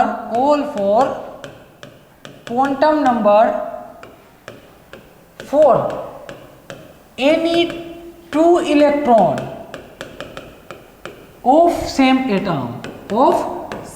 atom, दो एटम के, कोई भी एक एटम के दो इलेक्ट्रॉन ले लेना, कोई भी अलग अलग इलेक्ट्रॉन ले लेना, उसके चारों के चारों quantum number, all four quantum number of any two electron of same atom are never equal. वो कभी जिंदगी में भैया सेम नहीं आएंगे, कभी भी सेम नहीं आएंगे। क्या, कोई भी एटम है उसके ही दो इलेक्ट्रॉन लेने हैं आपको, कोई भी एटम के दो इलेक्ट्रॉन ले लो, कोई भी मर्जी चाहे वो दो इलेक्ट्रॉन ले लेना, उसके चारों के चारों क्वांटम नंबर जिंदगी में सेम नहीं होंगे, चारों के चारों क्वांटम नंबर जिंदगी में सेम नहीं होंगे, और ये नहीं ही होते, चेक कर लेना है। कोई भी एटम के दो इलेक्ट्रॉन ले लेना, कोई भी एटम के, ये कभी भी सेम नहीं होंगे, चारों के चारों क्वांटम नंबर सेम नहीं होंगे। एक हो सकता है, दो हो सकता है, तीन भी हो सकता है सेम, चारों के चारों पॉसिबल नहीं है। और यहाँ से ये जो कहते हैं ना, इन्होंने चैलेंज लगा के कहा, इनऑर्गेनिक में इन्होंने, ये पाउलिंग भाई ने चैलेंज लगा के कहना कि आपकी ताकत हो ना तो मेरा रूल चेंज करके बताओ, ये ब्रेक करके बताओ। जिंदगी में इनऑर्गेनिक केमिस्ट्री में इसका रूल ब्रेक नहीं कर सकते आप, कभी भी नहीं होगा। यदि आपने इसका रूल ब्रेक कर दिया तो गड़बड़ हो जाएगी भैया, कहता हूँ आपको, इसका रूल आपको ब्रेक करना ही नहीं है। यदि भूल से भी हो गया तो गड़बड़ हो जाएगी, पाप लग सकता है आपको, ये भैया हमें श्राप दे देंगे, ये भैया हमें श्राप दे देंगे। तो मैं यहाँ लिख सकते हैं आप, Pauli exclusion principle, Pauli exclusion principal,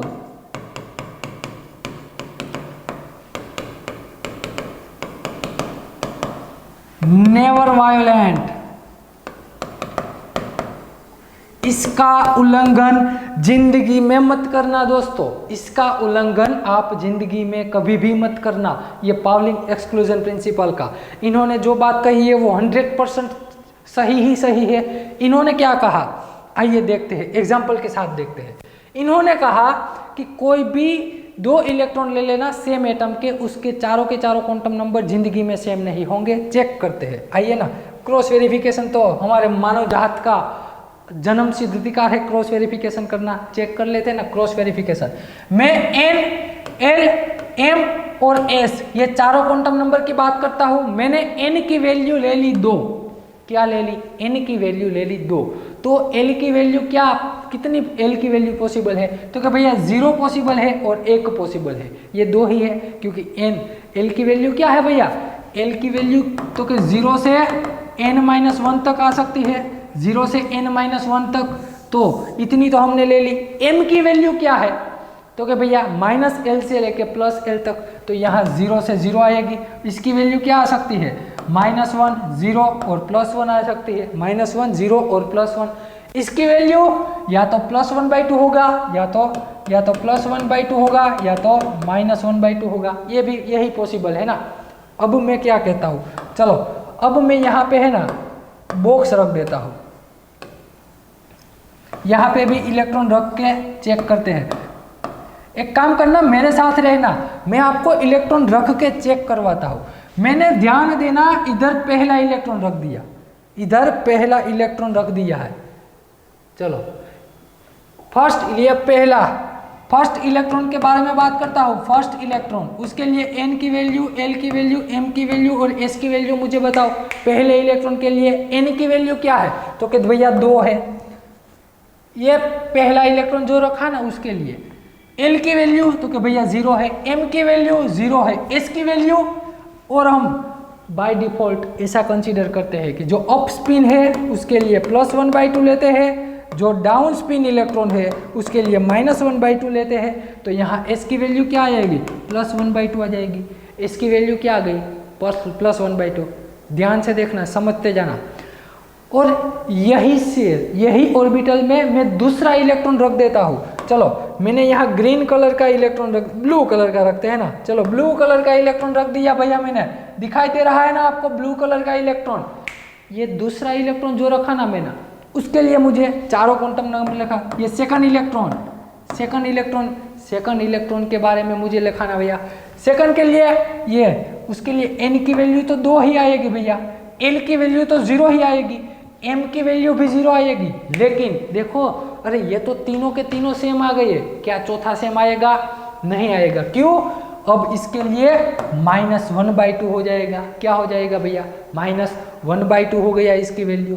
देखो पहला इलेक्ट्रॉन जो रखा और दूसरा इलेक्ट्रॉन, इसमें चारों के चारों कभी भी सेम नहीं आएंगे, चारों के चारों जिंदगी में सेम नहीं आएंगे। ठीक वैसे ही इधर ध्यान दो ना, इधर ध्यान दो ना, मैंने इसमें पहला इलेक्ट्रॉन रख दिया, ध्यान देना। ये ऑर्बिटल की -1/2 ये 0 है और ये +1 है, m की वैल्यू इतनी ही है ना, इतना है। चलो इसके लिए मुझे n की वैल्यू लिखाओ, n, l, m और s, ये चारों वैल्यू आपको लिखानी है। n की वैल्यू इसके लिए तो भाई 2 ही आएगी, l की वैल्यू तो क्या बोले क्या आएगी, n की वैल्यू -1 आएगी, क्योंकि -1 ऑर्बिटल में है तो -1। m की वैल्यू क्या आएगी, m की वैल्यू सॉरी यहाँ पे तो +1 ही आएगी ना, यहाँ पे -1 आएगी। s की वैल्यू +1/2 हो जाएगा, +1/2। मान लीजिए यहाँ पे दूसरा इलेक्ट्रॉन रख दिया, तो यहाँ तो 2, यहाँ पे 1, यहाँ पे 0, यहाँ पे 1/2। इसे चेक करते जाना, सभी की वैल्यू कौन सी आएगी, अलग अलग ही आएगी। जिंदगी में कोई भी सेम एटम के 2 इलेक्ट्रॉन जो है उसकी चारों के चारों क्वांटम नंबर सेम नहीं आते। चलो रखते हैं अब यहाँ तक, मिलते हैं अगले लेक्चर में। तब तक ये आपकी बुक में लिख लेना, मेहनत करते रहना। मिलते हैं नेक्स्ट लेक्चर में, कुछ नया सीखेंगे इनऑर्गेनिक केमिस्ट्री में। Thank you very much.